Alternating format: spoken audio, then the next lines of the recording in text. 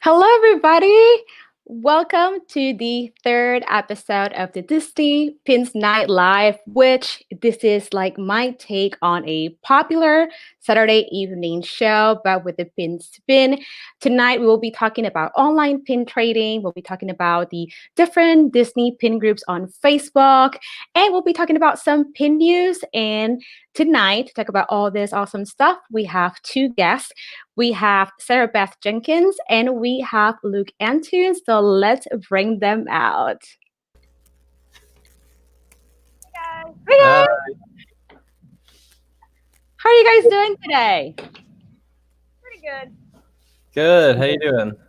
Good, good. How's your weekend going so far for both of you guys? I mean, I know it's only Saturday, so the weekend is kind of still somewhat young. Mine hasn't started officially yet. I got off of work at like 6:30. Tomorrow it will start. Okay. Yeah, Oh, that's exciting. it's been pretty good. I mean, I opened some wishable pins earlier, so that's always nice, right? Okay. Did you get anything that you were hoping to get, or are we just gonna have to wait until your video comes out? Well, you might have to wait to the video to find out. I did better than I was hoping, so that's good. Yeah, I've had bad luck lately, so this was better than I was hoping. I'll take it, right? But yeah, video coming soon. Okay, well, that's exciting. So, yeah, oh my gosh, we have so much to talk about today. So, I feel like the Disney Pins Night Live show is a show where I really want to talk about pins, but not just talk about pins, but also kind of show people how to get into the hobby. In the past couple episodes we talked about how to actually get into the pin hobby, but today we're going to talk about online pin trading, and we're all just going to share some tips. All of us, we're going to share 3 tips each, so 9 tips total, and then we're going to get into the groups and all that good stuff. But before we get into that, I want everybody to introduce themselves. So I'm going to start with Luke, if you want to talk about your channel and all that good stuff. So let me go ahead and make you full screen. Oh, hey everybody, my name's Luke Antunes. I do pin reviews, pin unboxings, yeah, just general Disney stuff. Yeah, with a focus on pins for sure. It's definitely like what I focus on, what I'm passionate about. So if you like pin stuff, especially mystery unboxings, check out the channel. We have a good time over there. Oh, absolutely. And then, I mean, we're all avid fit collectors here, and Miss Sarabeth has been doing this for a while. So, Sarabeth, if you want to talk about a little bit. Well, actually, I haven't been doing it as long as most people think. Let's see, we've lived here for almost 2 years, so it's probably only been about 5 or 6 years total that I've actually been trading pins. I just fell in love with it and kind of went crazy over it. So, hi everyone who's saying hi, by the way. I actually hang out with a lot of pin traders, but I have not been doing very much on my channel lately. I got a new job, so I've been really swamped with work. I'm hoping to start doing some more pin unboxing and some more cart vlogs very soon. We are still going to Disney World right now, so we're actually going to try to go to Emily. Try to start giving you guys some cart vlogs, but no promises because I work a lot of hours.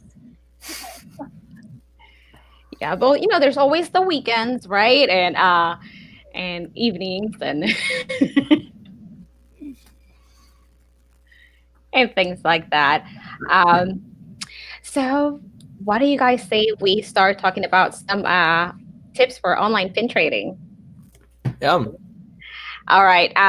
Just to keep myself organized, I wrote some stuff down. So I would say the first tip that comes to mind is just to really join either a Facebook pin group or even create what they call a Pinstagram, or like an Instagram account where you can share your pins and connect with other pin traders and things like that. I feel like that is the main thing, because you need some sort of way to be able to connect with people and make your trade. So definitely first thing is just like join a pin group. I mean, there are a lot of pin groups out there. I really love the Disney Pin Club community, Facebook group, and the Disney Kitty pin group as well. And on Instagram, of course, there's also a lot of possibilities, but I would say that's like the first thing. What do you guys think? Go ahead, Luke. Yeah.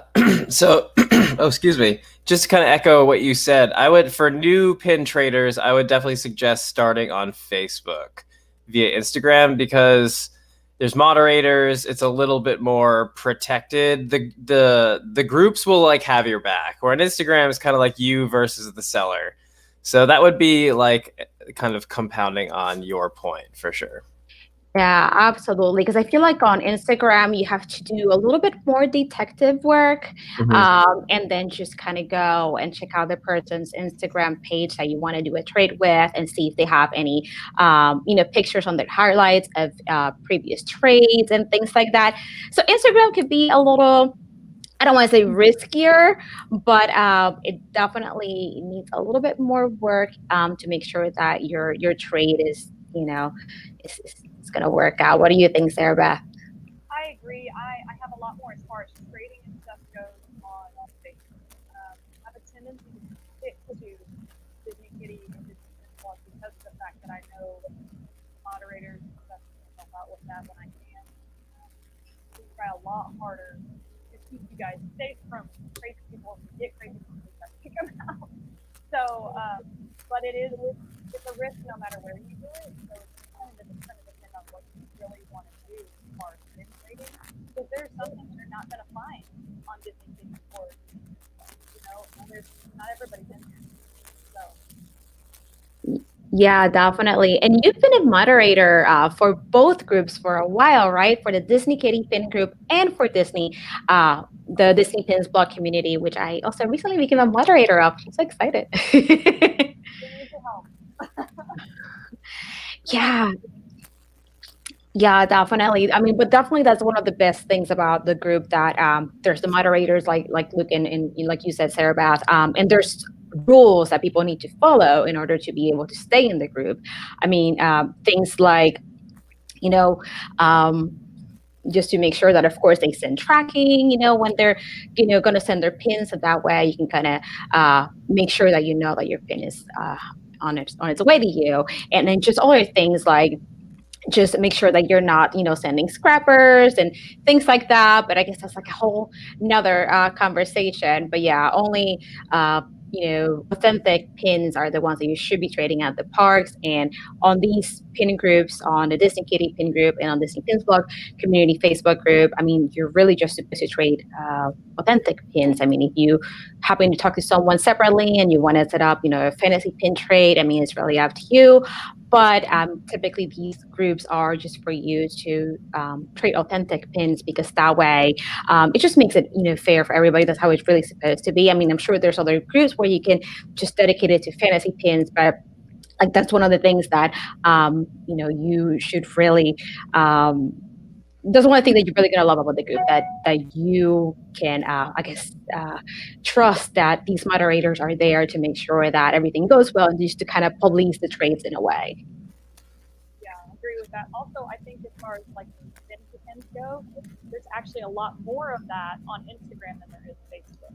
Our group, there's a few groups on there, but typically it's a little bit more Instagram side as opposed to Facebook side on that. So if that is what you're looking for, you probably are going to have more luck on Instagram as far as fantasy pins go. Yeah, that's a great point. Yeah, absolutely. It's funny because I have like 10 fantasy pins total, and I've gotten all those pins through Instagram. So now that you say that, Sarabeth, it's true. So you probably have more luck getting fantasy pins through Instagram than through Facebook, unless you go to a dedicated like fantasy pin group. But yeah. So look, what would you say is like another tip that you have for people that are just getting into online pin trading? Like they just got into the hobby and they want to know, how to go about setting up these trades online. All right, yeah, let's do it kind of like in order. So they just got their Pinstagram, they just joined Disney Kitty Facebook, DPB Facebook. Now they're ready to trade. What's next? So, I mean, definitely, obviously, let's say you have pins. That's the start. You got to have pins, right, to trade. So whether it be take really clear pictures, this is one of the tips I was going to give anyway. Take and give and ask for clear pictures of all trades prior. The one time, fun fact, not so fun fact, the one time I didn't trade in either DPP group or Disney Kitty group, I didn't ask for pictures, I got scrappers. The one I asked for some pictures, but not a lot, and I was like, man. So my own fault, realistically. But yes, take lots of clear pictures and ask for clear pictures from any trade you potentially are going to do. And definitely don't feel like the bad guy for asking for more pictures if you can't see it. Yes, for somebody who always has real pins, it can be frustrating for us. At the same time, you are protecting yourself. Do not feel bad about that. Yeah, and that was my thing too. It's like I don't know what else to equate it to, but it's like I almost felt guilty for like I didn't trust them but especially after I got kind of burned, for lack of better words, I was like, I don't feel guilty anymore. It was my own fault. I didn't ask, and I suffered the consequences. Yeah. I mean, asking for pictures, because I mean, when you trade in person, you can hold the pin in your hand, you can feel it, you can look at the back. So when you do it online, I mean, you can only really rely on pictures. So yeah, like you guys said, don't feel bad to ask pictures, especially if it's a hidden Mickey pin. I feel like hidden Mickey pins tend to be faked a lot, which is why now in the DPB group and also Disney Kitty group, you have to show pictures front and back of your hidden Mickey pins on your post, not just when you're just setting up a trade with someone, but on your actual post, you have to show pictures of the front and the back, just because, again, there's so many hidden Mickey scrappers. So oh yeah, I mean, ask for as many pictures as possible. Something that I do is that I don't even wait for someone to be like, "Can I see the front? Can I see the back?" I just set all the angles because I just know, I just know that, I feel more comfortable getting more pictures, so I just automatically send pictures to someone else to make sure that they also feel comfortable with the trade. Which is another thing. I mean, not necessarily a tip for online pin trading, but a tip for in trading in general is don't ever feel obligated to do a trade.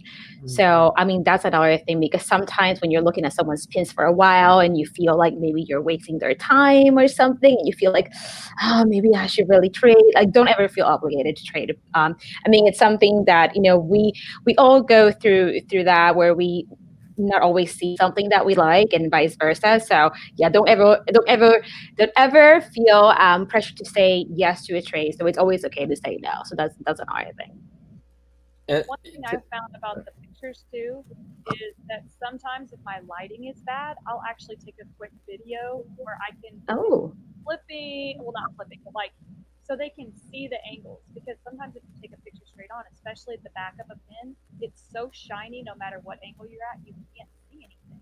So I'll take a video, because then I can kind of tilt my hand and do this number and find that angle where they can actually see it with a live video. Yeah, I mean, that's a really good idea, the video. I mean, because that way, like you said, sometimes the lighting is not great. So, I mean, that's really, really, really good. What else would you say that's a good tip, Sarabeth, for when you're starting into pins, you are into the group, you took your pictures, and you know about pictures? What else would you say? Well, actually, I think Luke was going to add something there for a second. Oh, yeah, we kind of got into different. I lost my train of thought. Not a big deal. Not a big deal. It'll come back to me, I'm sure, at some point, and I'll just spit it out. It'll loop back around. Yeah. Other tips. I'll be honest, I have not been watching videos, so if you've already mentioned this, I apologize in your previous videos. But don't go to eBay if you're just getting into pins. Don't go to eBay. Yeah. Please don't go to eBay, because you will get all excited because you will think you have found something, and then show up at your house, and it'll be a very rude police. So don't go to eBay. Don't go to eBay until you have more experience with the pictures and you know what you're looking at. It's just not worth it. It's not worth it in the long run. It's kind of like this. It's the same as Instagram almost. There's no real protection. Even if you say it's false on eBay, trying to get your money back, that's going to be a nightmare. So yeah, Facebook's kind of like that safe space in the beginning, at least until you kind of either like know what you're looking for or like what to look out for. And that's usually your best bet. Exactly.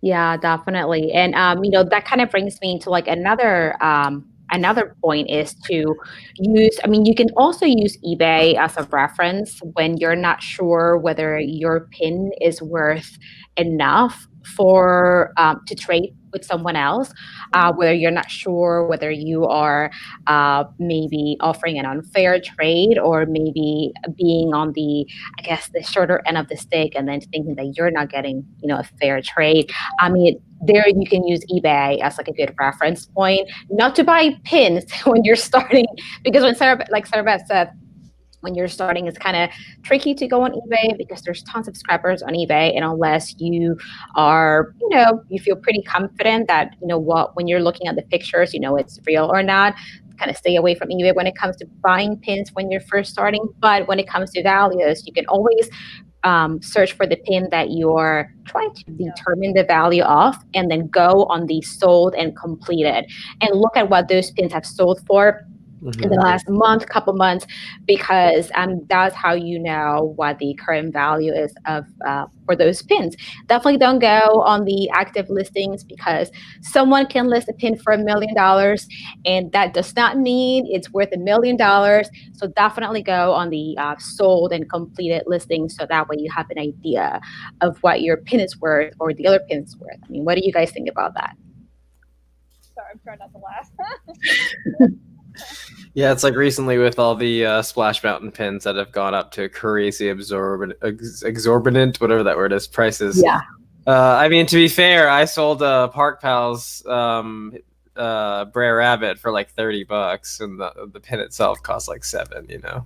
But $30 is reasonable. The ones that crack me up is when you get into like the profiles and things like that. I'm like, yeah. I saw one for $1,100 the other day. I'm like, that is a monthly mortgage payment, people. Yeah. Oh my gosh, yes.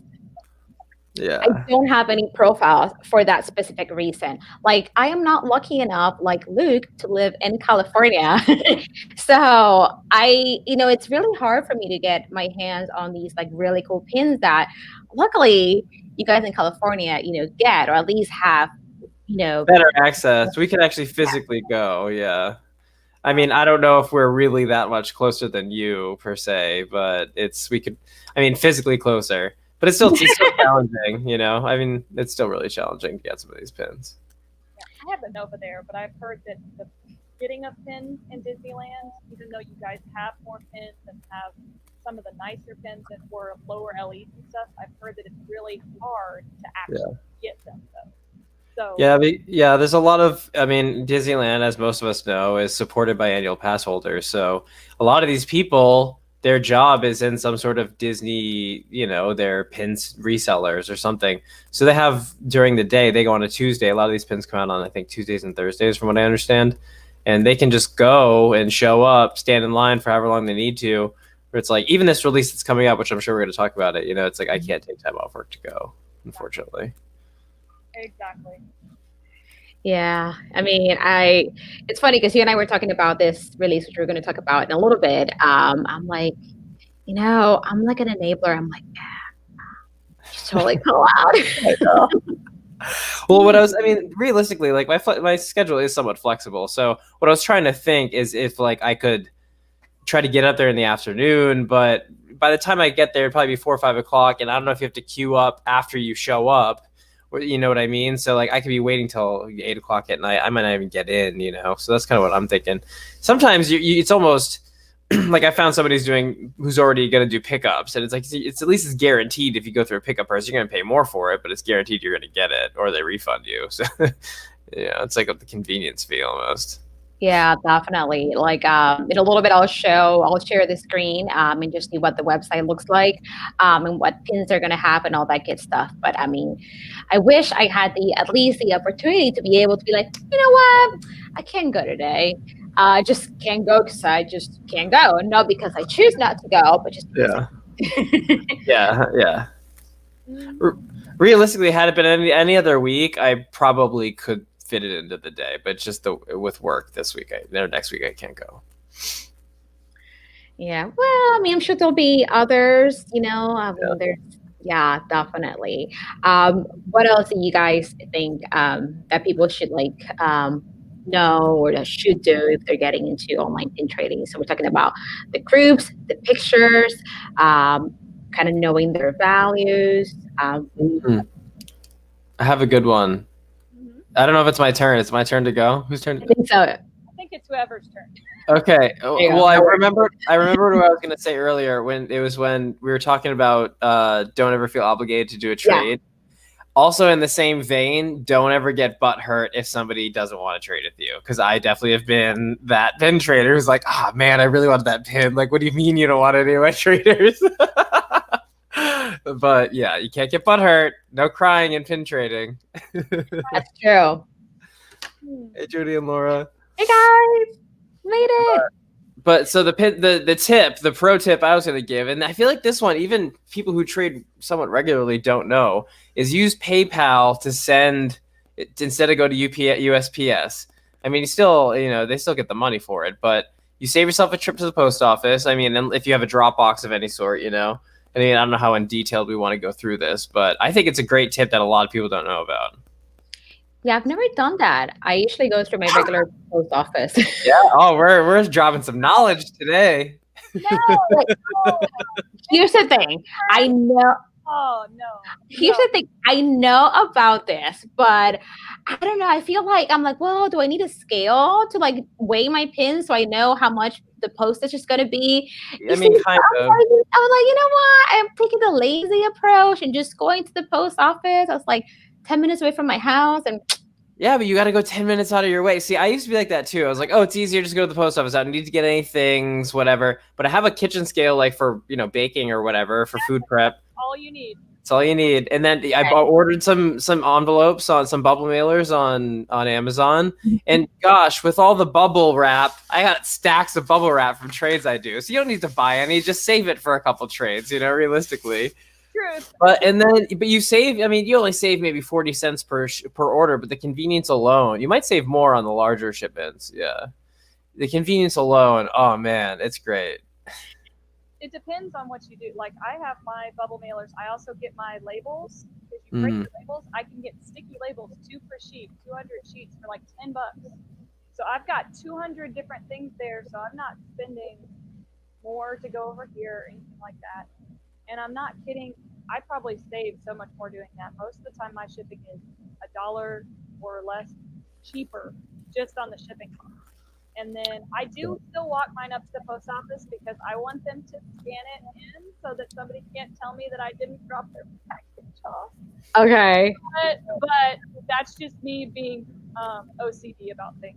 So you do not have to do that. Like Luke said, you can just throw it in your regular drop box, and it's so much more convenient.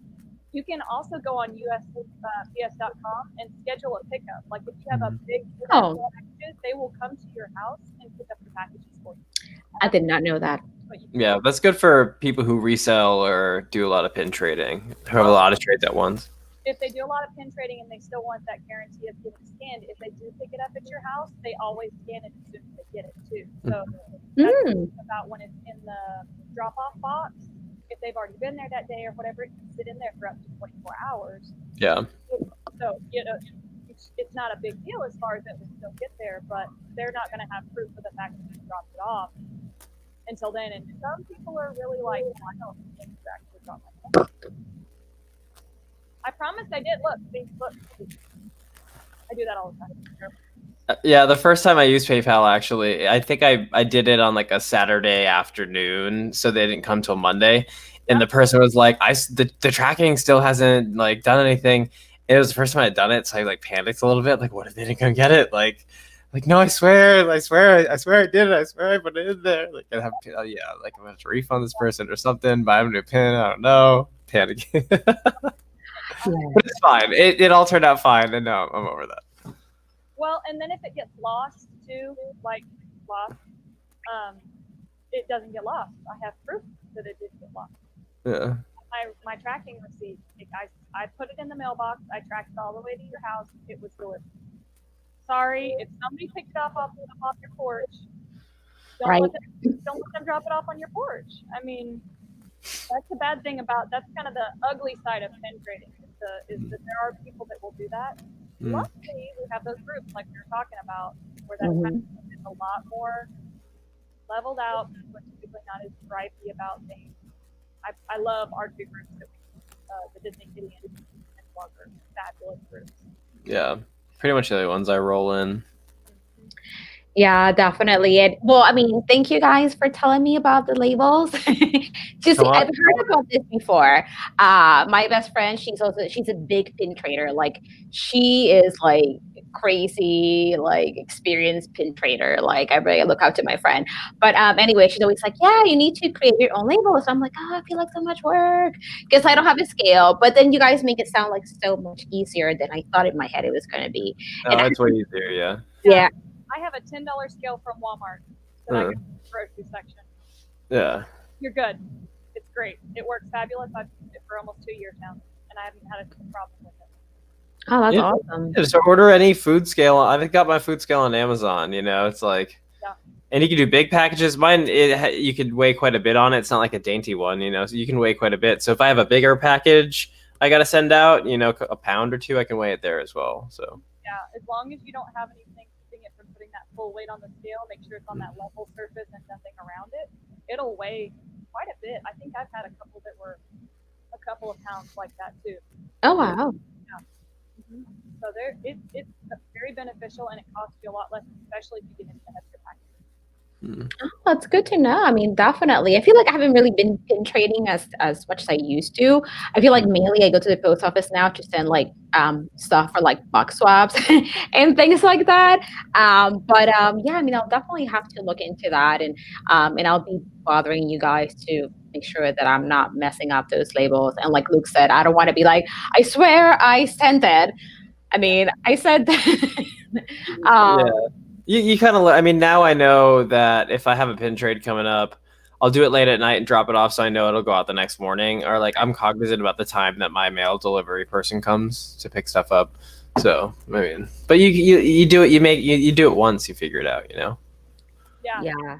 Exactly. No, definitely. Surfer girl, you're awesome.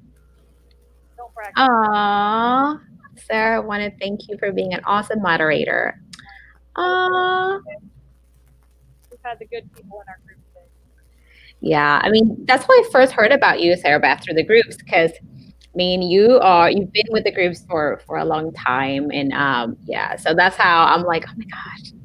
Yeah, but I'm like not in the life right now. I swear, I'm working so much. I had to look up what pins were coming out that we were going to talk about today because I had no idea. Oh. Like last week from Yeah. and I was like, there's Pocahontas pins. Where'd the Pocahontas pins come from? You're like, where'd they come and where'd they go? Yeah, exactly. No. Yeah. Like they've been coming out with a lot of Pocahontas pins because of the anniversary. Like today, like I think you saw that box launch came out with some like lounge flight pins today, Pocahontas lounge flight pins today, and I feel like they're coming out with like some really cool pins. The quality seems a little iffy with the smaller ones, because the jumbo ones are looking pretty cool, but the smaller ones, maybe they'll look better in person. The artwork seem a little weird with Pocahontas today. Yeah, the detail's a little strange, and once again, that OCD kicks in. So that's why I don't have every single Pocahontas pin, because some of them I cannot. Just like Snow White does not have red eyes, people. Can't handle it. No, maybe after the poison apple, but I talked about that in my video today about how like sometimes I hate when the faces are just a miss. Like there's like this notorious, I think it's Cinderella from the ballroom scene. I don't know if it's a scrapper, if it's authentic, but the eyes are like this. It's like notorious for how bad it is. Oh man. And every single one of the Pocahontas princesses from the last D23 event, where she's standing with Flit and Nico, it's like a full body with Flit and Nico. Her eyes are supposed to be like right here, you know? They're literally like. Oh, I did see that in somebody's video. Yeah. Single one. I have not seen a single one where her eyes are in the correct position. Yeah, like up in her forehead. Oh no, this is just not. I do have that one because I was like, okay, everything else about it is really cool, and maybe I can get past this. And I don't look at it often enough that maybe I can just ignore it. But it's very comical looking. It really looks like I don't know. It really looks like a major mess up, and I'm kind of surprised that Disney would go back to be like, no, we're not. Oh my gosh. I mean, there's a lot of pins that look kind of funny, but that you end up just getting because you collect that character. And you're like, well, I can't look past the fact that the eyes are all the way up here or things like that. Yeah, definitely. Now, what do you guys think about pin picks? I don't have a pin picks profile, but I know that I have researched pins before to see, again, to check on the value of a pin and just kind of see how many people want this pin versus how many people have it. But I don't have a pin pick profile myself. What do you guys think about pin picks? I mean, do you think this is something that it is helpful for these trades? What do you guys think? Do you have one, Luke? I don't have a pro. I might, but I don't catalog my pins. I have one. Actually, everybody in my family has one. When we first started out, that was kind of the thing. So we all even my kids have one. Hi, Mike or Nikki. Hey, Meg. Sorry, wrong name. But we all have one, but especially lately, we haven't used it very much. We used it a lot at first. If we were trying to collect a certain character or something like that, we kind of looked for what was available because we were learning what pins were available. So I think it's a good learning tool as far as if you're looking for specific characters. But the picture quality is not very good most of the time. The details like value and things like that is not usually on there. It did have like the original retail price, and that's only sometimes they'll have it. And I think there are actually pictures of scrappers on there for some of the pins that they work on getting them out, but sometimes the pictures are, I don't know if it's just the camera work, the lighting, whatever. Some of them look a little strange when you have a real one in your hand and you look at the picture and you're like, I don't know how I feel about that. So it's kind of hard to get that quality from there, but it is a good place, I think, for reference as far as characters and what pins are available for each character or however. So. Yeah, I would agree with the reference piece about because, for instance, I've been a tip that I learned recently for eBay shopping. I know we were talking about don't eBay shop, but because there is some risk involved. But if you look for just generic pins, sometimes you can find some diamonds in the rough on eBay. Yeah. I've been doing that lately, trying to find old Disneyland pins, and found a couple, but they're so old. The older they are, the harder they are to tell if they're authentic. So at least it provides a reference. PinPix provides a reference. And one thing I do like about PinPix is there almost any pin you can find on there. Like even really obscure foreign park pins that like nobody else, you may only find one picture, but at least it's something. You're like, did somebody just make this in their basement somewhere, or is this an actual pin? Yeah. You never know. But yeah, they're all on there. That's one thing that they constantly updating. Especially the old ones. It's like they started it when it wasn't as popular and they had less pins, so they've been able to kind of keep up with that flow as they come out. And like I said, I like it for reference a lot. I'm trying to think I had a train of thought and I think it went that way. So I'll circle back around. I mean, to echo on what you said, yes. I mean, I agree. I mean, it's definitely a good point of reference to kind of like check on the authenticity of a pin, like if you're not too sure whether you have a scrapper or not. Or I feel like I have used that before, especially when I first started with pins. I remember getting some hidden Mickeys that had all different colors, same pin, all different colors. So I was just like, okay, I know I have a bunch of scrappers here because there's no way that I have three pin, like you're not too sure, but you have a scrapper and different colors. So yeah, I mean, definitely pin picks helped a lot just to compare. For sure. Yeah, absolutely. And what else would you say, Sarabeth? So now we have people joining the Facebook group, taking pictures, checking eBay, checking pin picks. What else would you guys suggest? As far as eBay goes, we're kind of knocking eBay a little bit, but it's the same thing like with Instagram and eBay and Facebook. Facebook is a little safer, but if you have friends that trade pins and have the ability to say, hey, would you mind checking this out for me? And you know they're not going to mind. You can go on sites like that and take a little bit more risk. As long as you have somebody to kind of back you up a little bit. That's kind of where you got to be careful when you're starting out. If you don't have anybody that can kind of give you that reference point, then I would avoid it until you're comfortable. Mm-hmm. Or utilize something like Pinpix, to kind of reference. Mm-hmm. So, but once again, it's not always going to be 100%, but sometimes you can find some stuff. Time is. Riley's awake. The train of thought has come back around. So I remember now. We're talking about Pinpix. The other thing I like about Pinpix is even if there is scrappers, in those details, when they type the details and stuff out, a lot of times they will say if it's been faked or not. They will say color variation. Like if it hasn't been faked, they have sometimes I will have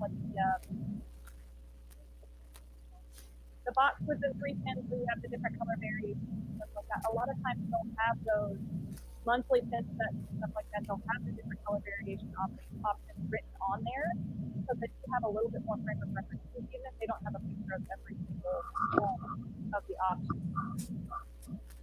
Yeah, I do like that they have the scrapper section where people will put if they've been faked or if they're not sure yet.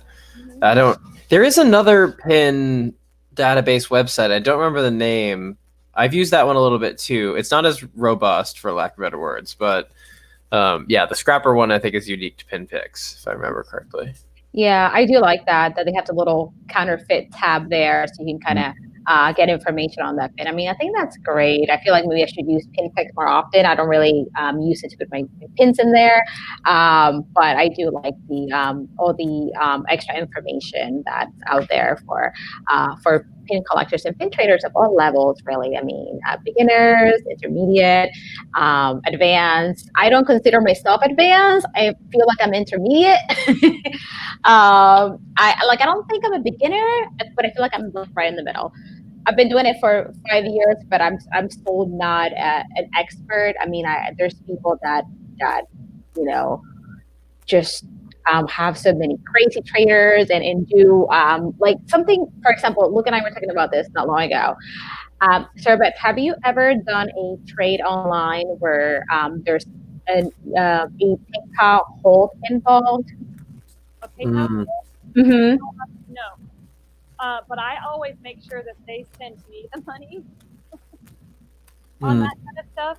Or like if I'm doing a trade, I send through PayPal, and they usually go, unless they have their own PayPal account, they usually go to the post office. So there's never really an issue with that. Anytime I've done any pickups or sold anything to somebody, they have to send me money through my PayPal business account that I have, because I have to protect myself as well as them. And right. So I'll do that way. But no, the only problem I've had with that is when I've shipped to Canada a couple of times. Sometimes if they live off in the countryside, it's just a little lost for a little while. A little while to get there. And so there's always that, okay, where's my stuff? And then we can't tell you, because once it hits customs, they'll say, well, you have to talk to Canada. And then I'm like, I'll try to talk to Canada, or I can't get through to them. So I'll tell the person there. And then, just because of that international type of thing, you're right there.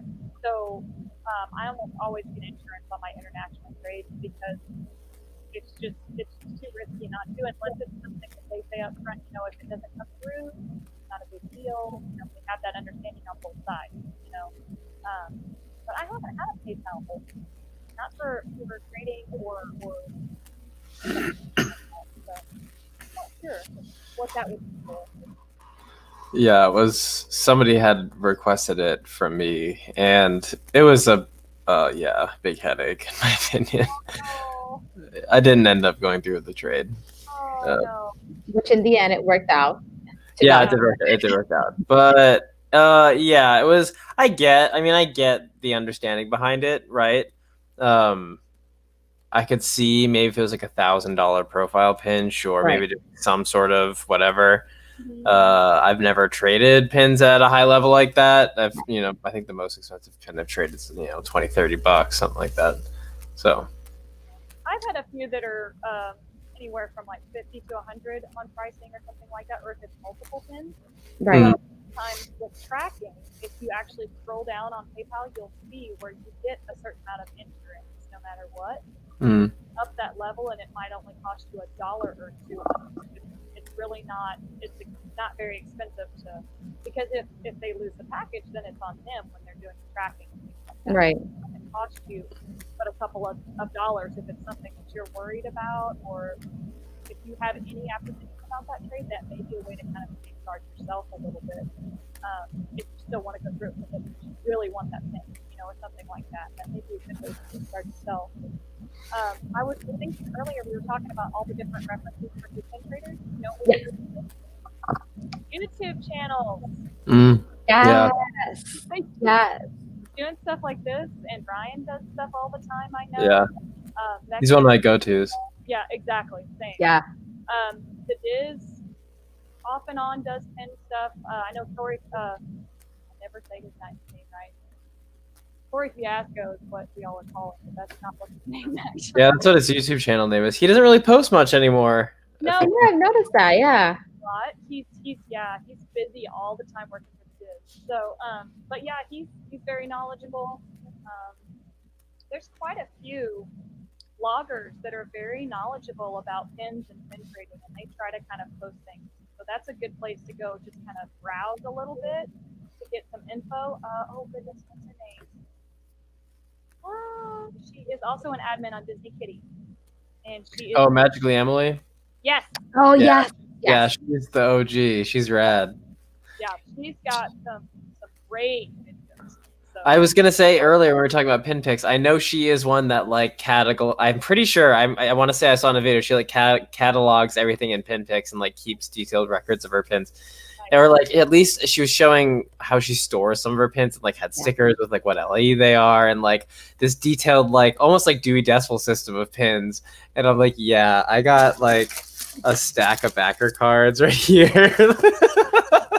I felt shamed. I have a box of all the backer cards. I've got pins on the door. I've got pins on corkboard and canvas. And I've got I don't know. They're everywhere. I feel personally attacked by your organization, Magically Emily. They're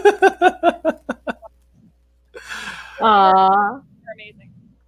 Yeah, her videos are great. Yeah, she's actually that's how I kind of got into pin trading. Now that I'm thinking back to it, I watched one of her ear videos. It was her ear collection. And then I slowly started watching some pin videos, and then because of the pin videos and the ear video, I think I found Becca from Disney Kitty, and then she did a lot of pin and ear stuff. So I just kind of fell into it that way. Yeah, that's kind of how it happened for me. We went to Disney for the first time, Disney World. I had never been until I was an adult, and we actually went with the older children. And it was our first time, and I saw the pins on the I like those, but I haven't been to be a pack rat on certain things. So my husband's no, we don't need those. Next year we went, we all had pens. And we went with Becca and Ryan, and then I actually ended up meeting Becca on her Facebook page, like helping her out on there, and had a big August pin event. I got to see her and Ryan. It kind of went woo! And now I'm I know everybody, and then I don't ever get to do anything anymore. And I'm stop. Not doing anything for a long time. I can't tell you the last time I made two videos. It's probably been one. Happens. It happens, I guess. Sure. Life happens, Yeah. I think that's something that people don't sometimes remember is that we're just regular people with regular lives. This is a hobby. Yeah, definitely. I think all of us here, work, or most of us work, and it's just really hard sometimes to just kind of balance work, home, YouTube, everything. Trying to wake up early for pin releases. I mean, for me, they're at 7 a.m. So, I mean, that's not super early for me, but I got to set my alarm. Yeah, you know what? Stuff in California, unless my husband takes pity on me, there is no way I'm getting an online release in California, because that's almost I've maybe been asleep for a half hour type of thing. There's no way I'm waking back up for that stuff. I am one of those crazy people that sets up the alarm, like Luke says. But I don't know if you remember before Shop Disney started doing the early releases at 10 a.m. They used to do it at midnight. So, but midnight California is 3 a.m. for us. So, yep. So I would set up my alarm for 3 a.m. So to make sure that I have my pins. I So, tried my alarm. I hit snooze, or I like wanted to throw the phone because I had literally been asleep for like a half hour. I'm one of those night owl people who does not go to sleep until at least 1 o'clock in the morning. So 3 o'clock, I am not getting up. Not happening. My husband takes pity on me every now and then, helps me out. guys, With the last Thursday morning release, I like set my alarm. I woke up, I looked at it, and I was like, I don't want that poo I collect that badly. And in fact, or whatever it was, I think I went back to sleep. what? I thought you were collecting the set. Are you not collecting the set? I mean, I guess I am to an extent. I mean, I'm collecting. I just got two more. Realistically, if I'm being honest. But there comes a point where I guess sleep won that morning. Yeah. I don't know if you guys remember when the Stunning Silhouette pins came out in 2017. So those pins, it was just crazy getting them because Shop Disney, was it called Shop Disney at the time? Or was it called something else? I forget. Disney Store, DisneyPins.com. Something like that, right? It was not Shop Disney just yet. Or was it? I forget. This was like 3 years ago. I don't know. I think it was both. I think they had Shop Disney, and then they had the other one. You could get it through like the app, or you could go online. And then here recently, they got rid of that second option, and it's just either online or through the Shop Disney app. Yeah. So for those Stunning Silhouettes, they didn't announce when they were coming out. So we were kind of like trying to figure it out. I think it was like every other month. And I think it was like either the first Monday or second Monday. It was something crazy. But I had been waking up at 3 a.m. like almost like every Monday, or like I forget if it was Mondays or Tuesdays. The thing is that my alarm was going up at 3 a.m. constantly because I was like, oh my gosh, what if this pin is there? You know, and those Stunning Silhouette pins are so, they have gone up in value so much, especially the Bell Stunning Silhouette pin. So, yeah, that was 3 a.m. constantly for me. That's dedication right there. Yeah, like I recently did that for the Victor Geist Funko Haunted Mansion Funko Pop. So the Funko Pops, they drop at midnight rather than at 10 a.m. like the pins. So I set up my alarm at 3 a.m. to get the pop. Next day, as I'm waking up, my husband's like, "What did you buy at 3 a.m.?" Because like he knows that when Walmart wakes him up too. Well, you see, he sleeps like a rock. So he kind of heard it, but he just slept through it. But that's what he said. What did you buy at 3 a.m.? I'm like, a Funko Pop. So he knows. Alarm goes up at 3 a.m. I'm buying something. Oh, yeah. Bye. Oh, yeah. Bye. Oh, yeah. That's funny. But I kind of know what you're talking about. Like you had a dream. That was just a nightmare. Yeah. Yeah, definitely. And I mean, we have talking about pin releases. There's so many different pin releases. But before we get into that, hey Ken, he is all the way in Japan. Thanks for joining us. So do we have any other tips that we want to share about online pin trading? I feel like we can probably talk about this for a while. Packaging tips. I think we could talk about packaging tips. I think we're getting close. We talked about pictures, right? Don't get butt hurt. So now we're on to let's say you come up to a trade, everyone's happy. Now we're on to the packaging. Yeah. We talked about shipping a little bit, so maybe we got ahead of ourselves with that, but we can take a step back, right? Yeah. I mean, for mailing pins, I mean, you definitely need bubble wrap and a bubble mailer. Mm-hmm. I feel like sometimes people think that because the bubble mailer already has, bubble padding on the inside, you're good. No, you need to individually bubble wrap your pins and put them in the bubble mailer. What do you guys have you guys have any like crazy experiences getting pins that are not in bubble mailers or that they are not bubble wrapped? Well, I mean, Shop Disney. Yeah, you walk outside and there's a box It's as big as your dog, okay? You open it up and you've got one pin like this big inside of it, whole bunch of air, and maybe one of those big bubbly things. And I'm like, Yeah, that's the whole nother podcast, not podcast, but tissue paper's on though. I mean, it's pretty tissue paper. So yeah. that crap. It is. I mean, Yeah. their shipping is kind of. I recently got one in a not toilet paper, but it was a paper towel. It wasn't a trade, it was from eBay, but yeah. Coffee, the package it was a bubble mailer, but it was like stained in coffee, and then it was wrapped in a paper towel inside. So we have gotten one in a regular small white like letter envelope with no wrap, no anything. We've gotten one like that. We recently got ones that were wrapped in like the foam that you're supposed to put in between plates for shipping. And I think we had one where it was like paper towel and then a piece of tissue paper and then another paper towel maybe. And then it was put in a bubble mailer. So I mean, at least they did like 3 layers. It's like A for effort, you know. Yeah. Like, you could have gotten this so much cheaper. And I'm guessing they just didn't want to have to go get supplies.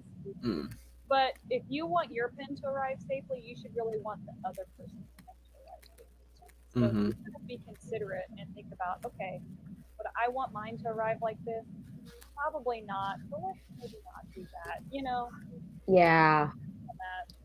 Yeah, I like to use cardboard so I'll pierce the cardboard with the pins and then put the pin backs on. I use maybe a piece of cardboard this big for 5 pins. Doesn't have to be the size of a backer card or anything, but at least it keeps the pin back straight during shipping. Some people will just kind of pin back them onto the bubble wrap, which is fine. I do feel that the cardboard provides a little bit more kind of rigidity, if you will. Yeah, I think that if you're not going to use your backer cards, like if you're shipping without backer cards, I like the idea of cardboard, especially if you're doing multiples. Or if you want to do bubble wrap by itself, we do bubble wrap by itself a lot of times. We usually have backer cards, but when we don't, we have it wrapped multiple times.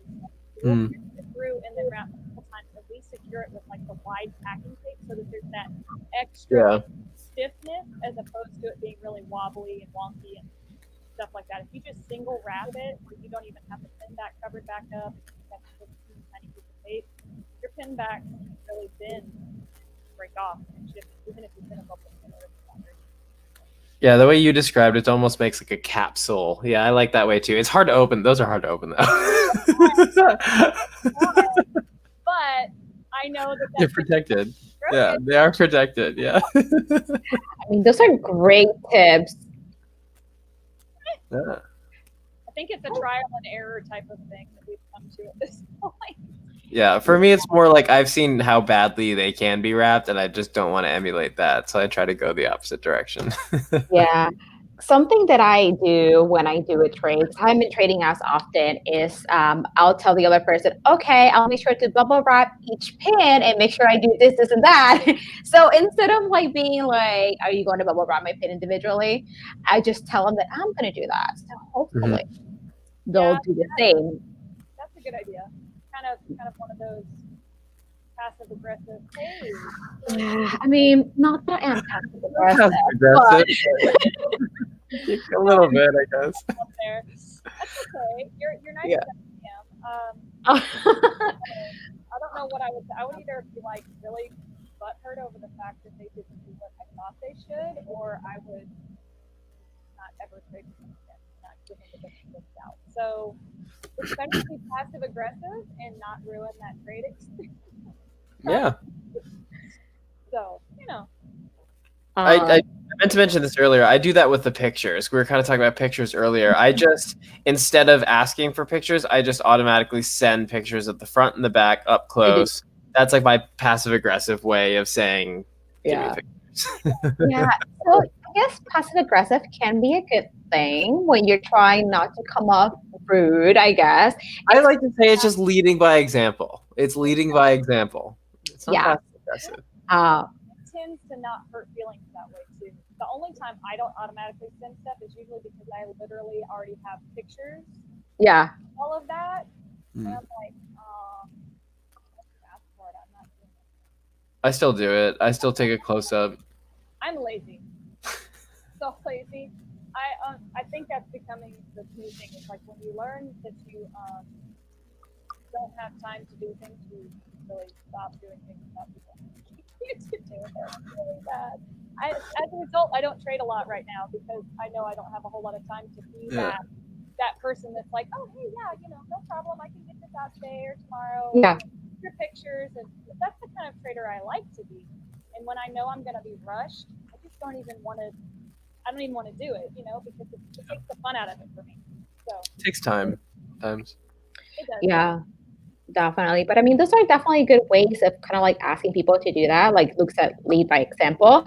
So yeah, it's funny because when we were talking about passive aggressive, so my old boss, he used to have, those bells that you have at a counter that you go like ding, ding, ding, ding. Mm-hmm. So because I didn't want to like ask people to do certain things, I would say a passive aggressive comment. So it became like an office joke. So every time I became passive aggressive, you'd be like, ding, ding, ding, ding, ding, ding. So when you said that, it kind of reminded me of that. But I mean, at the same time, you will definitely want to make sure that people do the things that you are going to do for them too. When I was first starting, I bought these pins of someone. I think of the Disney Pinswell community group or Disney Kitty. I forget. I bought some like Mickey and Walt pins because I thought they were really cool. This guy, it's been so long, sent it to me in an envelope, like you said, Sarabeth, like a regular, letter envelope, and they were inside a Ziploc bag with a paper towel. So that was terrible. When I got this piece, I was just like, oh, and then just hearing the clinking in between, with the pins, it was just like, oh no. And I was just starting, and I already knew. I mean, that's like a big no-no.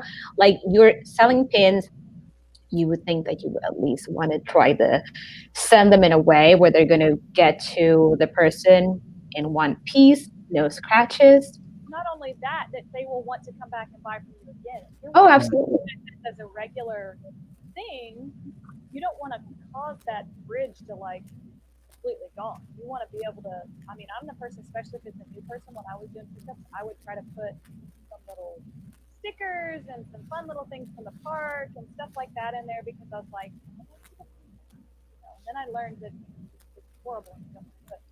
But I still do pickups for friends because I'm already there and they're not going to pressure me about doing it. But if you want that feedback of, hey, I want to go back to them, or hey, I want to tell my friend if they're looking for this specific thing, they might have it, even if it's trading, and they're not buying or picking up or whatever. If you have a bad experience, you're not going to suggest that trader to somebody else, even if you know they have the pin, because they didn't take care of your pins when they sent them to you. So it's kind of common courtesy. Think about it before you mess that up for yourself. Definitely. I think I might miss this comment earlier. So for Girl Sheree, I had a trade that sent it in a regular envelope. When I asked if she mailed it, she actually showed me a picture of the envelope going in a blue mailbox. Yeah, no. And I'll kind of, to go back to the story about the coffee stained bubble mailer, I chalk it up to just lack of knowledge, right? These people aren't collectors. Specifically, that package I was talking about is when I was searching on eBay for Disneyland pins, with like super generic, trying to find, just regular people selling old pins. Because for one, you can usually get them pretty cheap if you know what you're looking for. High risk for sure, but for instance, they show up in paper towel. But also, I wasn't upset. I mean, I was like, okay, the coffee stain, come on, bro. But I mean, he's probably like, whatever, it's metal, it doesn't matter. They don't collect, they don't know, they don't care. They're just like, it's a piece of metal. Like, what's the difference? So I try not to get. I get it, and I with the trade, I'm a little bit more like, how dare you? How dare you? How dare you package the pins that way? You know better. But with like sales, especially from eBay, when it's probably some old granny just selling off some old collection. Other thing too, on the other side of that, I'm sitting here griping about stuff, but I know in real life I have a tendency to be think the best of, glass half full as opposed to half empty, and think about, okay, well, maybe they didn't see that there was a coffee stain on it, they didn't put the packaging, or that's where my brain Huh. usually goes. I've noticed I've become a little bit more cynical during COVID, so maybe that's all it is. I don't know. I mean, with Trader, especially and for me, I package them well because one, I want their pins to arrive because I want my pins to arrive well, and two is like kind of like you said, you don't want to get a bad rap about like the crappy Trader guy, Who wants to trade with you when that kind of stuff Yeah. happens? Yeah. I was reading this comment from Theme Park Bets. So they said that I tested to see if it could go in a regular envelope. If it falls out, I send a pin from myself to myself. So really the bubble mailer and the bubble wrap and the tracking, it's not just for the pin to get there and not fall out of the envelope, but it's to make sure that the quality of the pin is intact. Because for most pin collectors, I mean, the pins are worth a lot more than just retail. Mhm. So, I mean, these pins are collector pieces that typically will go up in value. So, you really want to bubble wrap those pins to make sure that they don't get scratched. That automatically decreases the value on these pins. You want to make sure that the posts on the back don't get bent or broken. So that's really why you want to bubble wrap them and still put them in a bubble mailer just to make sure that the pins don't get ruined. For example, we talked about the profile pins earlier. Those pins can go up to $1,000, $1,100 depending on the character, and that the retail price is probably about $25. But if you have a profile pin that has a broken post on the back, that's no longer worth $1,000. Might not even be worth retail anymore. It's probably Because, at that point, worthless. Yeah. yeah, And also things that most people don't think about is that some collectors collect for sentimental value, and they will pay a lot more than a pin is actually worth, specifically because that has a memory to them. Mm-hmm. And they don't want that when that pin arrives to be damaged. And that, I mean, just kind of like damaging a memory. You arrive with a damaged pin, it's going to cause that thing healing. So I have yeah, something like that. So yeah. And so tracking does cost a little extra, but it's typically around $4 for tracking, but it's well worth it. So if you're sending more than one pin in a bubble mailer, you can set up to how many pins? Maybe 4 pins in a bubble mailer, 3 pins depending on the size. I Uh, mean, I've sent more than that. Yeah. oh yeah, I well, just got a bubble mailer yesterday that had, I think, I unpacked it today. It probably had 10 pins in it.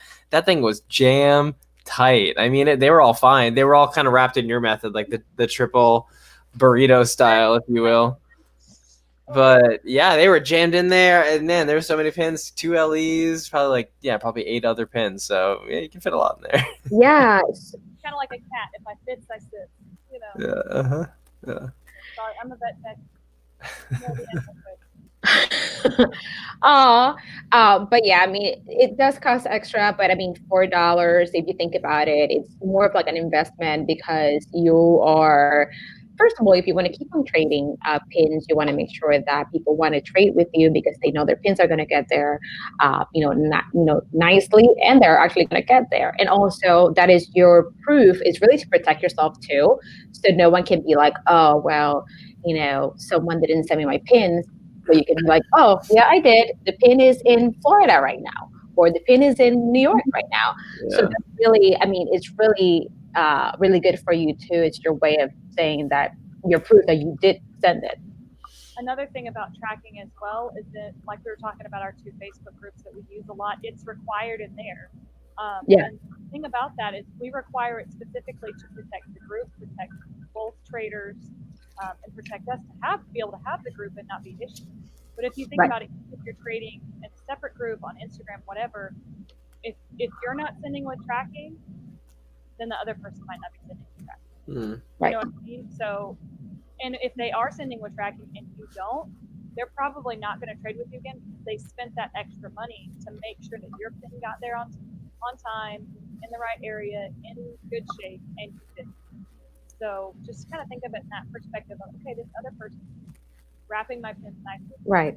putting them in a bubble. The other person is going to give me tracking so I know that they sent them and I can see where they are every step of the way until they get to my house. You Oh know, yeah. so kind of think of it in that whole, how would you want, if you want yours to come that way, then you should expect them, yourself to do it for them too. So, Well, especially because you're both sending out items. It's different when you're purchasing from a retailer where you're giving them money and they're sending you a product. You know, they could always just refund your money. But when you're physically sending something and they're sending, this adds a whole other level of kind of logistics, for lack of better words. So yeah, it's super important. I think the things we're talking about today, and kind of, I'll use the Disney Kitty Pin group just because I'm probably the most familiar with it. Their set of rules, for lack of better words, I feel should be the bar for entry. If you want to trade pins, these are the rules you follow. Like it shouldn't even deviate from that. You know, it's like, here's the deal. If you want to get into pin trading, these are the things you have to do. You gotta use bubble mailers. You gotta use bubble wrap. You gotta use tracking. Yeah, you gotta. Yeah, don't be a jerk. I think that's another one we could talk about as a pro tip. Don't be a jerk. Yeah. kind of the thing is that you're trading. You're not selling a service. And if you're going to be a trader, you have to think of the other person too, not just yourself. So I kind of go with that those are definitely the rules. If you're not going to do that, then you don't need to be a trader. You need to be just a purchaser. Yeah, just purchase. If you don't want to play by the rules, and just buy pins. You know. Yep, exactly. Yeah. Absolutely. I was kind of reading the chat too. So Candy Mom says that she got a lint roller. So Candy Mom bought a pin from Shop Disney not long ago, and we know that Shop Disney has it's been a little special lately with packaging and all that good stuff. So they sent her a special item. Let me highlight her comment. There was a random lint roller in there. And then she's Was there like, dog hair on it? I know. It was so funny because she's like, girl, I would have believed it if it wouldn't have happened to me. And she sent me a picture of this blue lint roller in with her pin in a box. It's like, no, but for real, was it like used? Was it like an employee there, a cast member? You know, oh man, my cat's been shedding lately. I really gotta. Or was it like a warehouse that distros multiple things, pins and lint rollers, and they have to get crossed? That's what I want to know. I don't know. Candy Mom, we all want to know. Let us know down below. Yeah, I'm gonna highlight your comment when you do. I remember seeing the lint roller, and then I'm like, what on earth is this? Oh, it was clean looking. It was.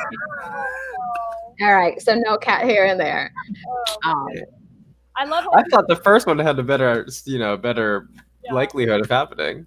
Yeah. I love how she says it was clean looking. Yeah. I didn't know that it was clean. Well, they just pulled the fresh sheet off, you know? It's like, that's what after I use mine, I get ready for the next one. You're a vet tech, you get it. I mean, you started on the hair. Oh, my word. Yeah, it's a good thing I love animals, is all I have to say. And now we wear masks because of COVID. And so even with a mask, you're going to get cat hair under your mask. I have no idea how cats manage to get, and it's never dog hair. It is cat hair. I have no idea how it gets under there, and I'll be like, oh my gosh, what is going on? Like, lunchtime cannot come fast enough. Oh, hey, Brandon, Heidi. Hey. So, I mean, yeah. I mean, it was part of the charm, right? Sarabeth, a little bit of cat hair. Wow. As long as I'm not actually eating it, I can deal with it. If it goes in my mouth, I'm going to the bathroom. We're going to have a minute to get the cat hair off my face and to take a couple deep breaths so I don't scream out loud because I have a cat hair in my mouth. Oh. I mean, I was a cosmetologist years ago, so I mean, you'd think I'd be using hair in my general area. No. Yeah. Oh, that's right. Because of the brushes and stuff. Oh no. No, men's haircuts are the worst. No.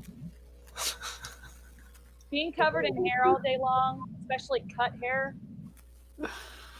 Doesn't sound very pleasant. No, it's itchy. It's like, get it, go away. So yeah, first thing I do is come home change. Like, don't touch me. I know you want hugs. I gotta change.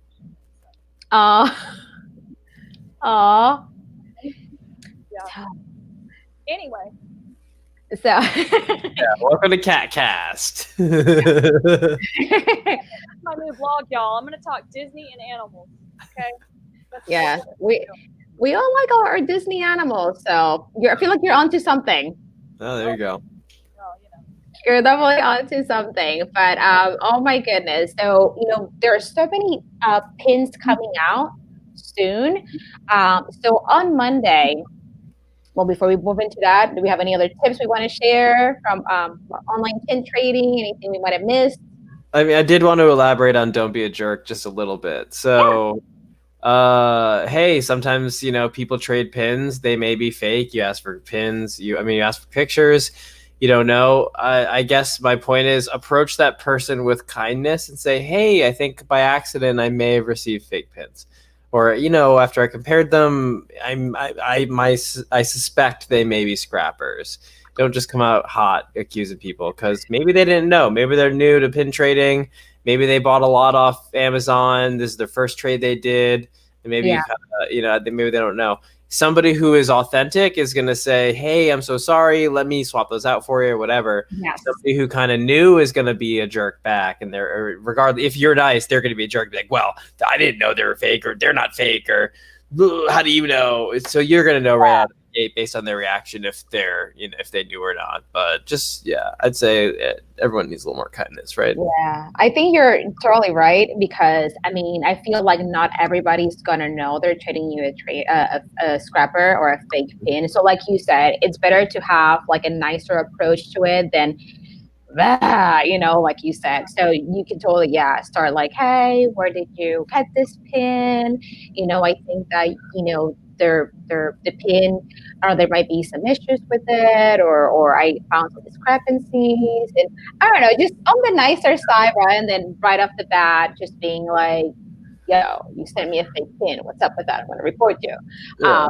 Is another thing, now that I say report, in extreme cases where you're setting up a trade on one of the Facebook groups, and your pin doesn't get there, or there's a scrapper, or there's some kind of issue, you can always report the member, and then the moderators or the admin will try to figure out the best way to solve the issue.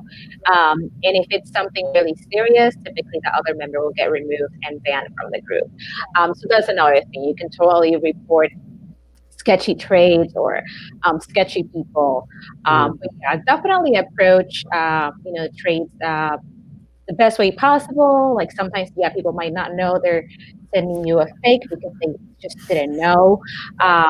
So that was kind of where I was going to go with it too. Is that newbies have a tendency to not realize what they're sending, and even if they ask, like most of the time, it's like, "Oh, I'm so sorry," like Luke was saying, they may still ask you, "How do you know it's fake?" But they don't have that attitude, like we were Mm-hmm. talking about. That attitude is when you're like, no, Mm-hmm. you don't want to deal with the attitude. You're having an attitude for a reason.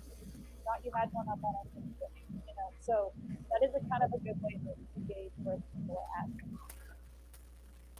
Yeah, and if they have, like, for instance, the trade I did, we were able to come to some sort of reasonable conclusion between the two of us, but I had already involved the moderator, and I let them know. I'm like, hey, just this person was a little defensive, or not defensive, but they first avoided me for a week after I kind of called them out, and upon the second time I reached out, they finally said something, and also they were kind of at first really combative about it. So, like, this leads me to think they knew they were scrappers. It's just, I'm putting it on your radar. So if you get a complaint about this person again, you now know it's right. not the first time.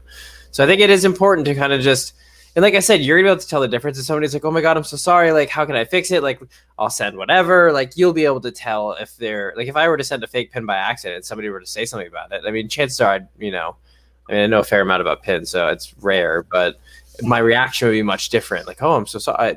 Even if you think it's real, you're like, hey, let's settle it out however we can. Let's make it right. Yeah, which brings me to another point. If you're not sure, don't trade it. Yeah, that's a great point. Yeah, that is a good point. The other thing too, oh goodness, that train of thought went again. Oh gosh, I'll find it again at some point. Maybe next. It was something about the. Oh, okay. So another thing about getting a moderator involved. So even if somebody says, oh, I'm so sorry, we're okay with that, but then they do avoid you, like they were saying for a week, or they say, I'm so sorry, I've had and this going on. Okay, most actual traders don't trade unless they have time to ship pins in and out and things like that. Or if they are working, or they know they're going to be busy the next couple of days, they will give you a heads up. Hey, I'm good to trade this pin. We've totally got a deal, but I'm not going to be able to ship out until Monday or until Monday because I'm working or whatever. So somebody tries to kind of delay you on, oh, I'm so sorry I didn't get it out. I was working. Oh, I'm so sorry I didn't get it out. I was working. Or if they say they shipped it, but it continues to have that label, like PayPal that says it hasn't left, it hasn't gone anywhere, where they just printed it, but they haven't actually taken it to the post office. If you need to get a moderator involved, do not feel like you cannot get a moderator involved in that situation, because that's usually what we're there for, to kind of give them a little push. And if they don't take the push, then we handle it from there. You guys don't have to deal with that drama and that stuff. It really ruins the trading experience. Yeah. Yeah, that should be a red flag for sure if they're kind of delaying, especially if you've already potentially sent something out. Like that should definitely be a red flag. And maybe they're really busy, but maybe the red flag is just, hey, they're a bad trader and don't trade with them again. You know, maybe it's not that they're a crook, but it's just that they're an irresponsible trader. So that's kind of the message at the end of it. Definitely. And Sarabeth, so as a moderator, have you had to step in and just message someone and be like, hey, you need to send your pin? Are you sure you want to ask me that question?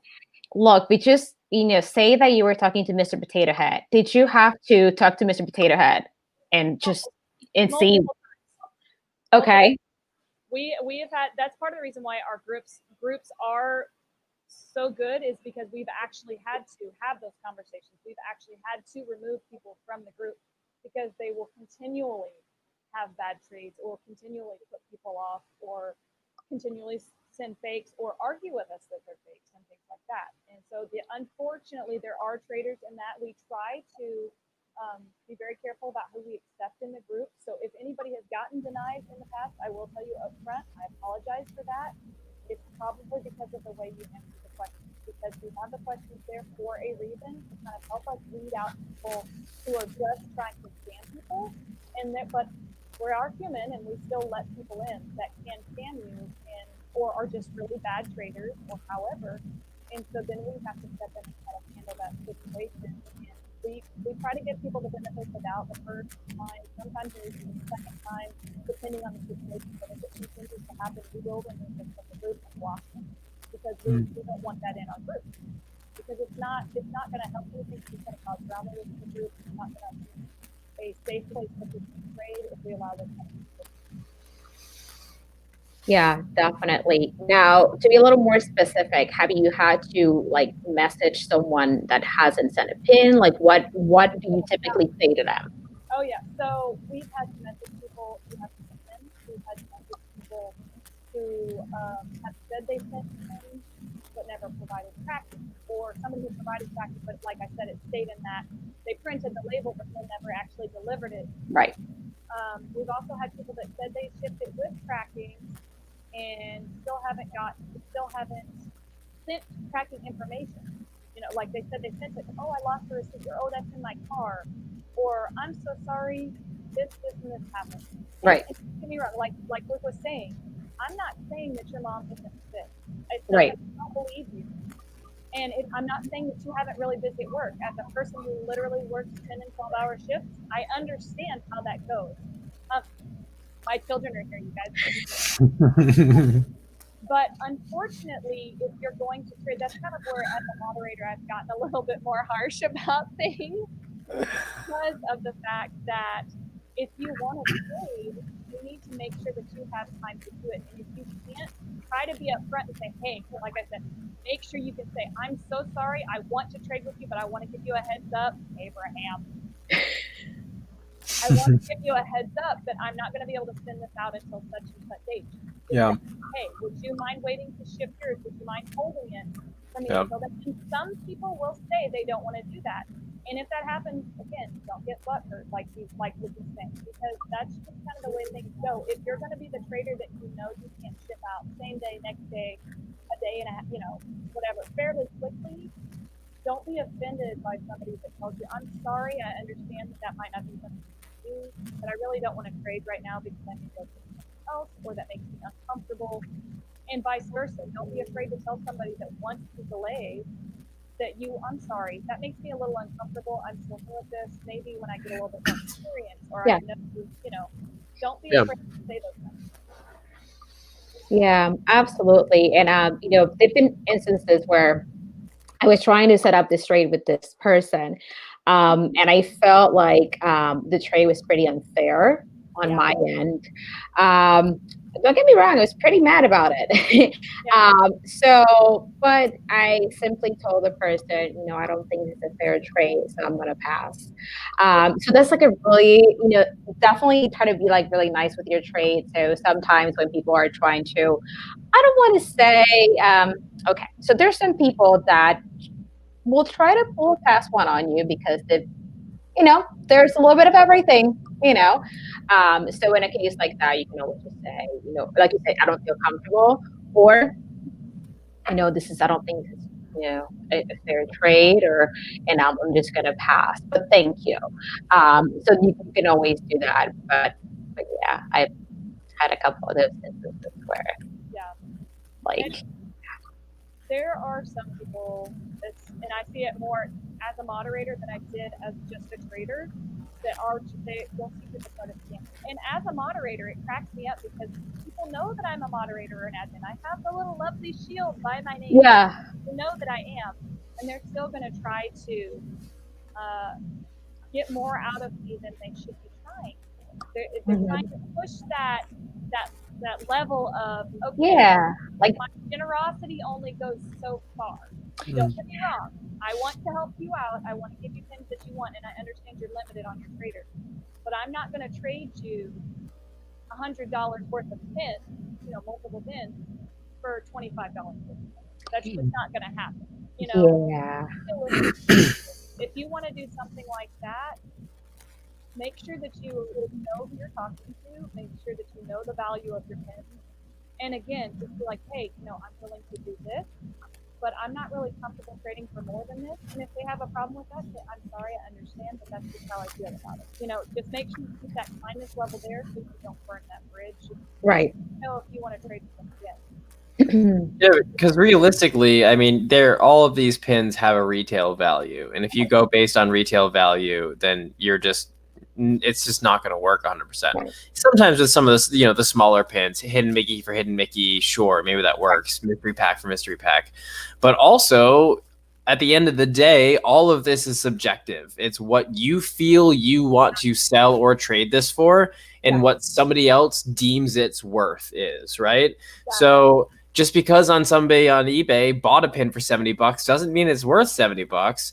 I mean, for instance, I saw some of the iCollects that were sold for $20 recently, but they had the strings removed. That doesn't mean the value of that pin is necessarily $20, of this pin overall. Yeah. So it goes along with don't be butthurt. I also have traded. I mean, I did trade recently where I traded like a couple LEs. They weren't really exceptionally important to me, but this other person really wanted them, and I traded them for just a couple regular pins because it's like whatever, like doesn't really matter to me, So like it's tricky. It gets tricky. It's all subjective at the end of the day. So you got to just be kind and not get butthurt, and you'll all be in a good space. I was gonna say I do the same thing. Everybody places different value on pins, and if you're really trying to get value for value, eBay is a good source to kind of keep an eye on this level. It is. But if you're trading based off of enjoyment and based off of how much you want that pin versus the pin that you want, you may be willing to trade something that's way higher value, but it's not, just because you really want that pin. Right. And that's okay too. I'm not saying there's anything wrong with that at all. It's just that don't let people take advantage of you simply because you don't know what's going on.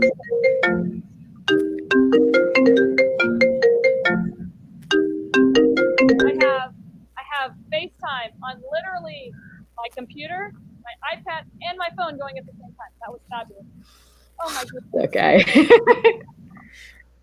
All of a sudden, everything starts ringing. Sorry about that. But yeah, I totally lost my train of thought. I'm thinking maybe we're going on to the next topic. Oh no, you're good. It's funny because what you were talking about is where theme park vets were kind of asking. Pins cost different prices. How do you know how much they're worth? So it goes back to what you were saying. You can definitely check, sold prices on eBay, or like you said, sometimes it just really depends on the value that you know, put on a pin. So to you, something, a pin that's not maybe worth that much can be worth a lot to you just because of sentimental reasons. So you might be willing to trade it for a pin that technically is not as valuable if you were to trade it or sell it to another collector. So those values on eBay will fluctuate too. Mm-hmm. Yeah. If people think it's going to be a very popular pin when it first comes out, and then it's not, it'll rise really quickly, and then it'll go way down where the value is non-existent. And then sometimes pins that cost $5 when they come out because they're so popular will continue rising for that same reason. It's all based off of what people want. I mean, the wishable pins is a great example. They are open edition. But they're only released at the parks. They right. were really limited in the beginning, and everyone wanted them, and no one could get their hands on them. I saw a bag for sale on eBay for $64. You know, and normally it's a $30 set. So even still, I'm sure I got an extra Brer Rabbit. I'm sure I could sell that on eBay for $30 if I really wanted to, just because people are still going crazy for Splash Mountain stuff. But exactly. Like, personally, I wouldn't pay. I mean, I wouldn't pay $30 for a Brer Rabbit. I don't even like Brer Rabbit. Yeah. Right, but if I'm gonna pay $30 for a pin, it's probably gonna be the Blue Jay. I'm just saying. He's the best one in the whole show. Like you see, like it just really comes down to like demand and supply. Like with the wishable pins, not many people can get them right now because they're not online, and not everybody can go to the parks right now. So it just really comes down to that. But I do see Candy Mom's question, which Sarabeth answered in the chat. Yeah, I mean, it's definitely not bad to like a pin even if it's a fake. Like I'm sure that in my personal collection, I probably have some fake pins, but that I don't mind having. Typically, I feel like Jessica Rabbit pins, there's a lot of fake Jessica Rabbit pins out there, especially the DSSH Jessica Rabbit pins are a little older. There's a lot of scrappers of those, and I'm sure I probably have a couple of scrappers, but I don't really care because they're in my collection, and I know I'm not going to trade them. So, I mean, yeah, I mean, it's fine if you like a pin that could be a fake. That's a lot of the fakes that I have are either from before I knew what I was looking at and I did buy off of eBay, or like if I traded with a cast member and it's usually something I looked at and I'm like, yeah, that's a fake, but I like the way it looks and I collect that, so I'm gonna go ahead and get it. I'll do things like that occasionally. I don't do it as much anymore just because I have so many pins that it's easier to trade for real ones. Mm-hmm. To get a fake one from a cast member, but occasionally I will do that. A lot of my kids have nothing but fake pins because they love to trade with cast members, and so those eBay lots that we trade for, if we see a fake, we're going to trade for either give them a real one, or we're going to trade for another fake that we already have, so we're not adding to the problem, but we're not losing a whole bunch of valuable pins. It depends on how we're feeling that day as to how we do that. We try not to trade scrappers, but my kids, it just kind of depends on what they want to do. Right. So, yeah. But it doesn't always work when they're little. Something that I was thinking I don't know if you guys do this. Let me know if you do. Because sometimes I'm a little weird with my methods. But when I am going to trade with someone on one of the groups, I typically see how often the person posts on the group. Like I'll go and I'll look the person up through the members, and they'll typically show you how long they've been with the group and how often they post, and what kind of posts they do, and what kind of response we have. Because typically that's a good indicator of whether there's someone that could be reliable. Like if they're constantly involved in trades, it means that they're pretty active. Most likely they're going to send you my pin, and most likely it's going to be good. I mean, it doesn't always work, but that's what I typically do. I don't know if you guys look up the member too, like I do. I don't, but when we allow, that's a good way to kind of gauge if you are going to be in or out of the group. Is one of the things that I look at when I'm gauging that. I go off the questions and stuff, but if you just created your Facebook account a month ago, no offense, I'm not letting you in because unfortunately, a lot of scrappers, when they get declined or blocked in a group, they go create a new account trying to Yeah. get. Mm. And so, unfortunately, that is just kind of a bad thing for people who are actually trying to trade real, be real traders and want to trade. But that if you have been denied in the past, that may be why, things like that. Also, if you don't answer the question, we're not going to let you in. If you don't take the time to answer the 2 or 3 questions that we have when you ask to join, then we don't feel like you're going to be responsive enough to trading with people who you have to talk to in order to make a trade. There's little things like that when you want to get into it and talk to people. Think about how if I wanted to trade with this person, like Melly was talking about, I want to trade with this person, then I have to be responsive to them, be responsive to somebody asking me about things on my post. Whether that means if you don't want to discuss things on your post, that's fine. Put a post on there saying, "Hey, I'm sorry, I don't want to put a whole bunch of stuff on here. Please PM me." It takes 5 seconds, and then if you don't have time to deal with it, like you're at work right then, you can also say the same thing. "Hey, I'm sorry, I'm at work right now. Can you PM me so I can get to you later when I get home?" Right. Things like that. Take the time to respond to people, even if it's just saying private message. Take the time to do that because if you don't, like the way that Mel looks at them, she's not going to trade with you if you're not responding. So. Yeah, I definitely don't research people before I trade with them. Maybe I should, but No, I don't either. I'm just weird like that. I feel like it makes me feel better. Like, well, it's probably good. You're giving these people your address, realistically, unless you have a PO box, So it's probably good that you do a little more research than I do. Like, I don't go and like stalk someone on Facebook. I just simply go on the group. So, like, for example, if I was to look up Sarabeth on like the Disney Kitty group and on the members, when you click on her name, it will show you she's been with the group for 2 years, for 3 years, and typically it will show you how many posts she has interacted with, like whether it's something a post that she liked or that she commented on, or her own post. So I like to see the activity and how long that person has been in the group, because it makes me feel a little better, knowing that, I'm not saying that I wouldn't give a chance to a new trader that has never traded, but that is something that I typically do, like see how long they've been with the group and how active they are in the group, because that could give a good indicator of whether this trade might go well or not. Nobody look off of my recent activity. Okay. Not existent. So what you're saying is that I wouldn't trade with you based on your recent activity. Yeah, she's a noob. I'm not trading with her. It's been here 3 years and there's no post in the last 6 months. Yeah. Must be a bot. I do like how Facebook now has like. That's probably what it looks like. I do like how now Facebook has like the other icons you can give. So like, I think of the Disney one, I have the coffee starter, it's a little coffee cup, but it just shows that people engage. Maybe I don't post a lot, but it shows I engage in different things, So it's nice to at least that they're, show that you're active in the group. So I like that moderators take the time to do that. Yeah, I need to get on there and do that kind of stuff. I do that on my regular TV, but I have a really bad tendency right now not to do it in my group. Just kind of like I'm not getting on my YouTube.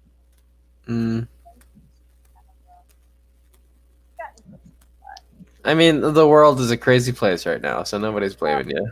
It is. I started a job about 2 months ago now that went from being like 2 days a week, 2 to 3 days a week at like 4 to 6 hour shifts to 5 to 6 days a week at 12-hour shifts, and my kids started school last week. So I come home, I play this for a little while. Oh. I'm trying to get some Animal Crossing. I can't buy a Switch. I don't know if they're still sold out or not. I mean, they probably aren't anymore, but. So go to Nintendo.com. Oh, we're totally way off the subject. So go to Nintendo.com. Sometimes they will have them on the actual thing, and it's the same price. Yeah, I was really on one to get one for a while, and then I was like, maybe I'll just hold off for a little bit. But if you play, you must.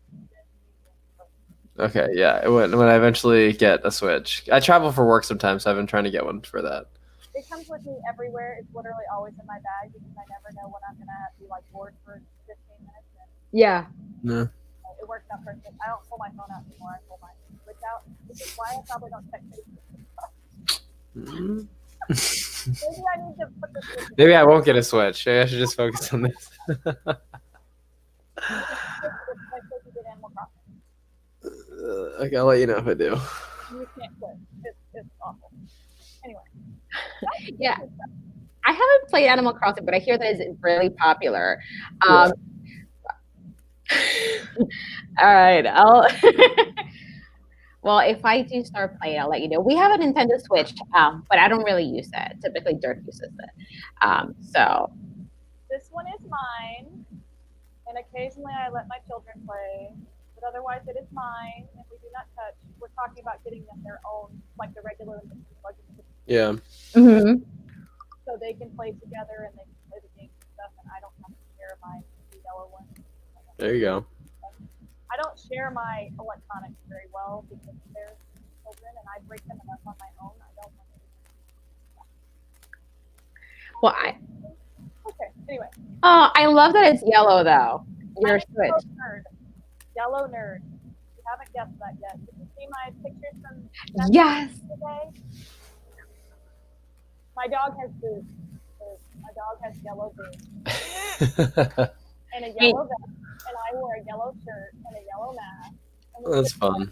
Kingdom, or it's in front of the castle, and had a picture with Isabel, and she's like staring at it. I'm like, I think it's lovely you guys were batching. oh, we're Yeah. Oh, don't even get me started on all the plans I have for those vests now that I know how to make them. You don't want to know. You really don't. I have no idea when they're going to get made. I have no idea how to for it, but we're going to have like one for every sporting event, every animal kingdom, magic kingdom, all of them. We're going to have all of them. It's absolutely ridiculous. Gosh. Wait. You need to post pictures. I will. Don't worry. I will. Don't worry. She has her own Instagram. I know more than anything else. So. Really? Yeah, Okay. I try to post stuff on there for almost all my stuff is with her, but then like if it's something I try to put it on there. Goes around the river as well because it's typically good because that's kind of where I put all my stuff. All right. So I need to check it out. So, I want to talk a little bit about some of these pins that are coming out. So on Monday the 31st, we have this special pin set, which is a D23 pin set. I'm going to close my camera so that I can share my screen without looking like I'm just spaced out over here. So let me know if you guys can see the screen. Yes, we can. Let's make it full screen all right. Yes, we can. All right, awesome. So this pin set right here is coming out on the 31st. It's a D23 Gold member exclusive pin set. This is going to be a limited edition pin set. It's just to celebrate the 65 years of the Disney theme park. Something that I like is that this pin set is not just Disneyland because we clearly have Epcot there. Yeah. So I really like that it just really shows what a Disney is all about. And if I'm not mistaken, this is probably Ratatouille in Paris, right? Because it's not quite there, and it's not in Orlando just yet, and it's not in Disneyland, California. So this must be Paris, right? Well, I was thinking maybe they prepared to have it ready by now because Ratatouille was supposed to be done a few months ago, so maybe they were a little ahead of the game. Yeah, that's true. I didn't think about that. Maybe it is Paris. Maybe because we have Disneyland right in the middle on top, Epcot at the bottom, and on the left is that Matterhorn. I think it's Matterhorn, right? It's either Everest or Matterhorn. I'd have to look at it. Yeah, I can't. I can never tell the difference between the two monsters. I was thinking Everest too, but for some reason I'm leaning towards thinking it could be Matterhorn. There's like a Nautilus or something similar to that with like the falls and stuff at the bottom of the pin. I zoomed in on my iPad, so I don't think that's Everest. Everest doesn't have any of that stuff. Yeah, now that I scroll down, it says we have Sleeping Beauty Castle, we have Matterhorn, so it is Matterhorn. Mm. We have Star Wars at Disneyland and Disney World, Ratatouille at Oh, Disneyland yeah. Paris. There we go.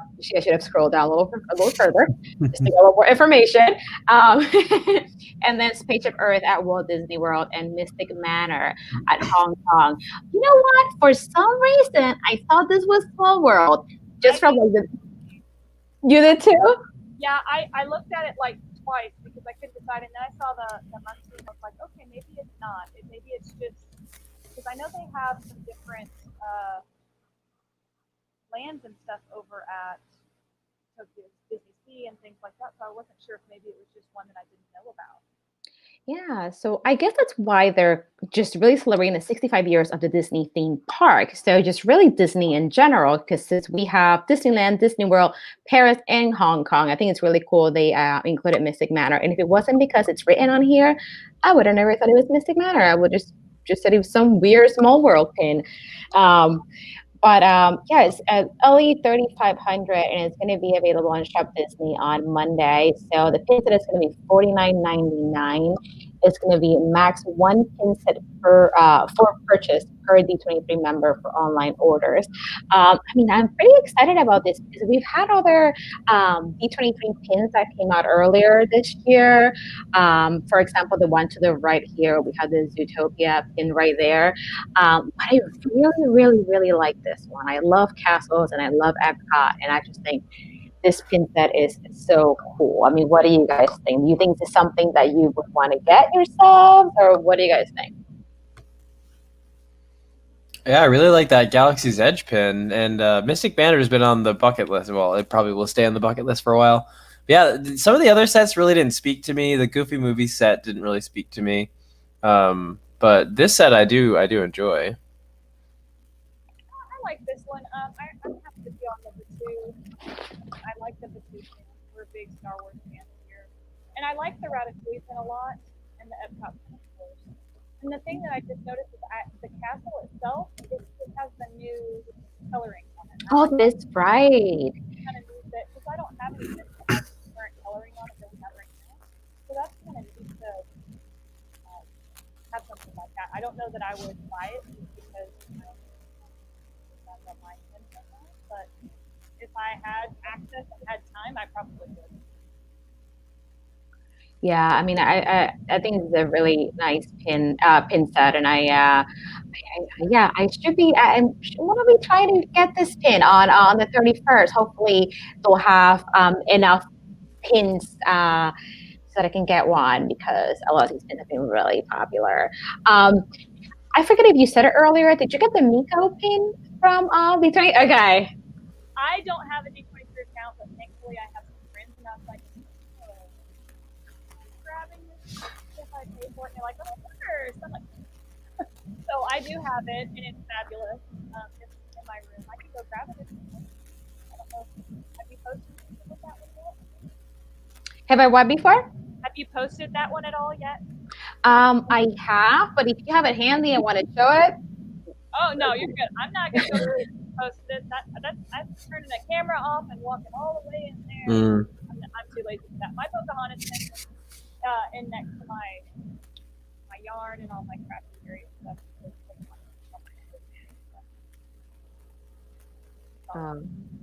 But I think it's really cool they're coming out with a lot of Pocahontas pins because you don't see many of those.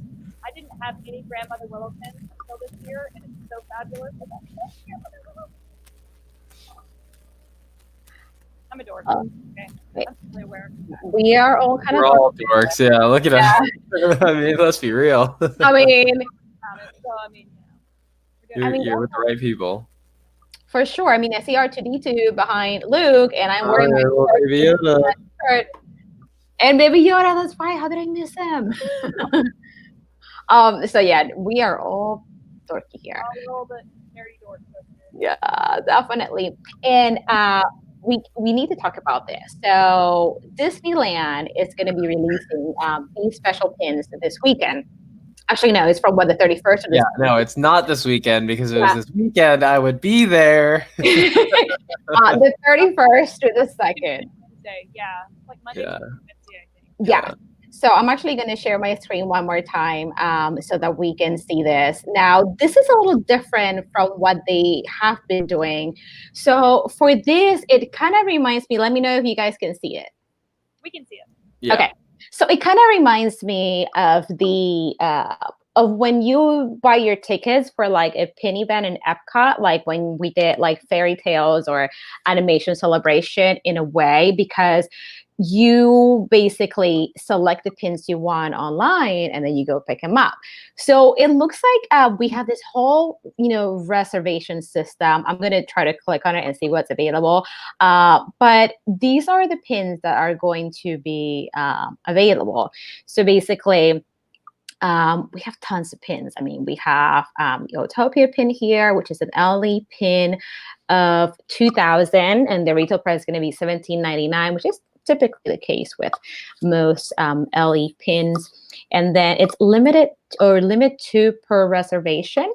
So I guess maybe pickups for these pins will probably be a little on the pricier side since you can only get 2 pins per reservation. So unless you go with like a group of people, you might not really get as many pins as you need to for a pickup. And then we have the railroad pin as well with Donald. I think he's so cute. And that is also an LE of 2,000. And the Jungle Cruise and the Carousel.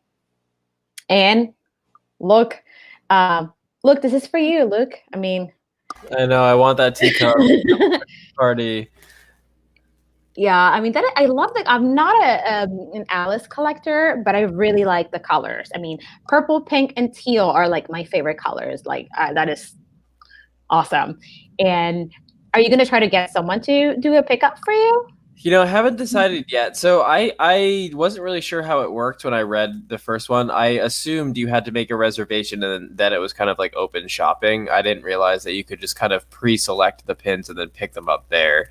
So yeah, depending on how it all works out, I might have someone pick it up. I might try to see. I don't know if it's already sold out or not. So we'll have to see how it all pans out. We're gonna find out. So I'm gonna try to make a fake reservation and see what happens. And then Peter Pan's Flight and Snow White, and Circus, Dumbo. My best friend, she collects Dumbo, and she's like, "Oh my goodness, I need this!" So as soon as we both saw this, she was just posting it on Instagram, like in search of. But these pins are like really nice pins. I mean, they're really pretty, very colorful. I mean, what do you think, Sarabeth? Oh my gosh, I love these things. I'm like half of these rides I don't even collect and have never been on because I have unfortunately not been to Disneyland yet. But this set, I love this set. I would love to have every single one of these, honestly. Yeah. But there are some that if I could only get 1 or 2 or whatever, I would have to. There's a couple that I would be definitely picky about. But man, these are really nice. I like these. Yeah, they're beautiful pins. I would love to have this whole set, but I did the math. I don't remember what it is off the top of my head, but if to get all of them, it would have been quite expensive. Oh yeah. I'm sure it would be outrageous. I am absolutely certain it would be outrageous. My husband and I were playing around with pin pricing the other day. We were like randomly put them at like $14 a pin because you have some that are 5, then you have some that are more, whatever. Mm-hmm. You don't even want to know how many pins and how much. We were like, wow, we haven't really sunk that much money into metal. Yeah. So I mean, we were really. Anyway, so I understand that it would definitely be a pricey little ticket. Oh, definitely. So let's see what happens. So if we click on check availability, let's see here. Okay, hopefully my internet is fast enough for this. Okay, so we have 1 hour, I guess, to do this. Reserve your time to shop in person. Okay, so these are the days. So it was the 31st through the 2nd. So let's see if we have any availability for the 1st. I'm the 31st. I think there's supposed to be some like hours right here where it says 31st. Let me see. We do 1. Select a time. Nothing available for the 31st. Oh wow. Yeah, I heard it had sold out like super Already? quickly. Oh, yeah. I had thought that. Yeah, I got the email right away and I looked, but based on the information, the way I perceived it is you had to make a reservation, show Mhm. up to get in line, and then when you get in line, you can kind of shop and pick whatever you want. And there's Oh, good. really? That's how I Oh, interpreted it, at least. So in my mind, I'm like, okay, I'm gonna have to go after work, get in some line. I might not even get what I want. Like it might be kind of too much for what it's worth. yeah, Yeah. definitely. It looks like it's not even letting me check for another day. So, like you said, you might totally be right. I mean, I can totally see this being sold out because, I mean, there's so many cool pins, and I feel like pin trading in California is like really hardcore, right? Yeah, it's definitely I didn't realize that when I first got into it, but everyone you talk to, it's funny. People from Walt Disney World bash on Disneyland, how small it is and stuff. But in the pin culture, I mean, we got D23s out here. We got, DSSH, WDI. So it's I like don't pin think, mecca out here. yeah, it's definitely in Wonderland over here, for sure. Um, I think people only complain about being small because they are used to the space at Walt Disney World, and even at Walt Disney World, it can get just as busy as it does at Disneyland. So even though we're spread out more, that just means that there's more room for people to be in space. So I don't really think it makes that much difference. Yeah, I mean, objectively, yes, Disney World has more attractions, more parks. It would be, I'd say, arguably a better park just because it's larger with more stuff to do. I mean, But I'm on Team DLR.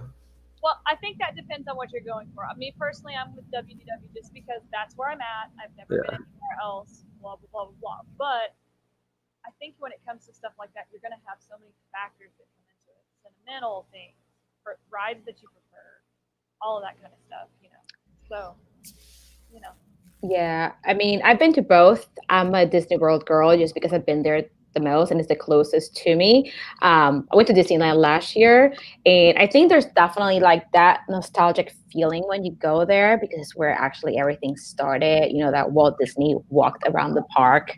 I mean, it's definitely special. There's some things that I like there. There's also a lot of things that I love at Disney World. I think that Pirates over at Disneyland California is a lot better than in Disney World. I mean, it's pretty awesome. Blue Uh, Bayou. I mean, there ain't no Blue Bayou at Walt Disney World, that's for sure. that's true. Um, yeah, and I ate there at the restaurant twice, and Yeah. it was really good. And I also like that Haunted Mansion over there has the Hatbox Ghost, which is not in Disney World. Um, but at the same, and I also like their Small World better because it has the little puppets or little dolls that look like the actual characters. So I like how they're kind of like mixed in with the regular dolls. But in Disney World, I love Epcot. Epcot's like my Mm, favorite park.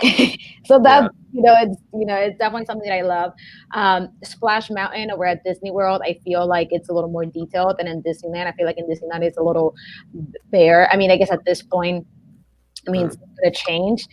So maybe they're both be then pretty much the same. But I felt like Splash Mountain there was a little bare, and you get soaked there compared to Disney World, where you don't really get as wet. Um, Probably why I don't like Splash Mountain that much. I'm like, I'm not trying to be wet the entire day. And it's not like Florida. Here at night it gets cold. If it's 6 o'clock and you're going on Splash Mountain, you're gonna be cold all night. In Florida, at least it's humid and a little warmer at nighttime.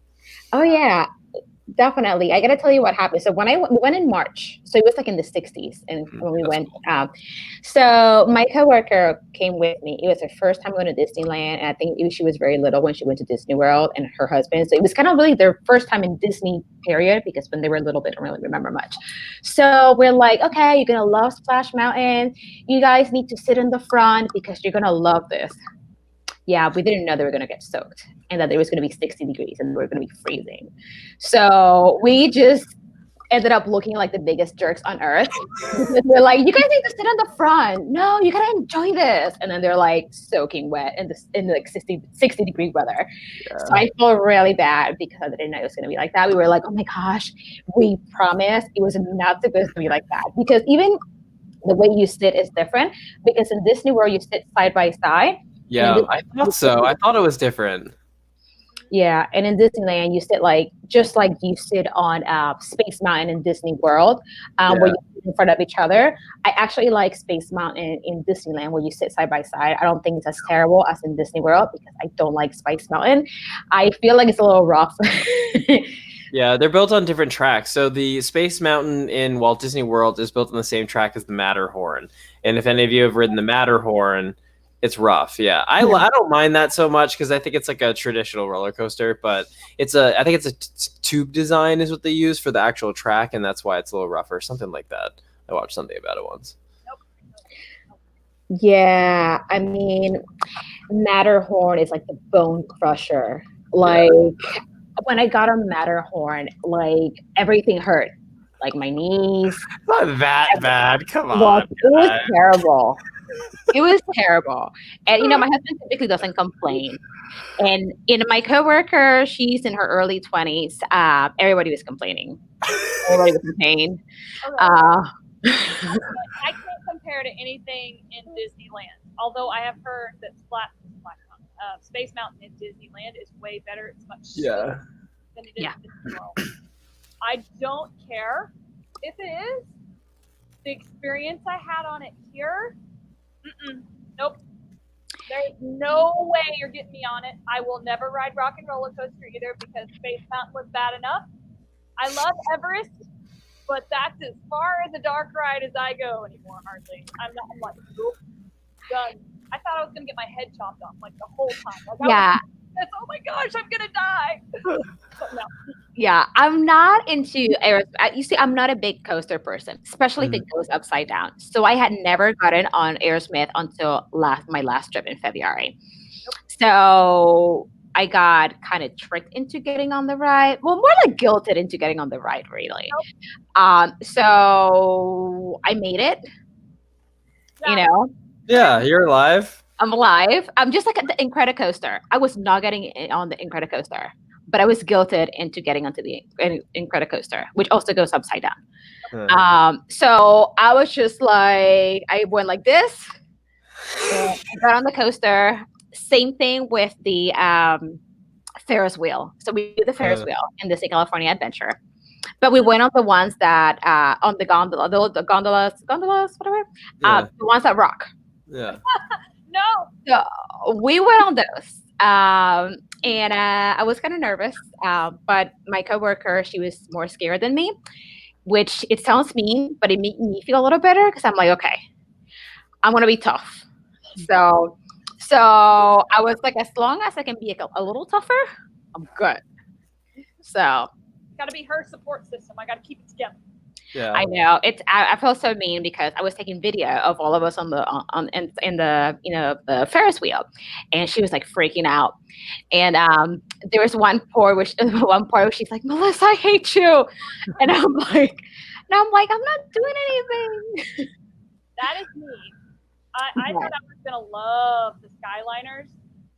No. Really? Okay, they can be a little scary, but it's kind of cool. The thought of the Skyliners and the views, that would be really great if I literally didn't feel like I was going to plummet to earth the whole entire time I was on there. And if you stop at all, if you get stuck or they pause, the whole thing moves, even if nobody on the thing is moving. No.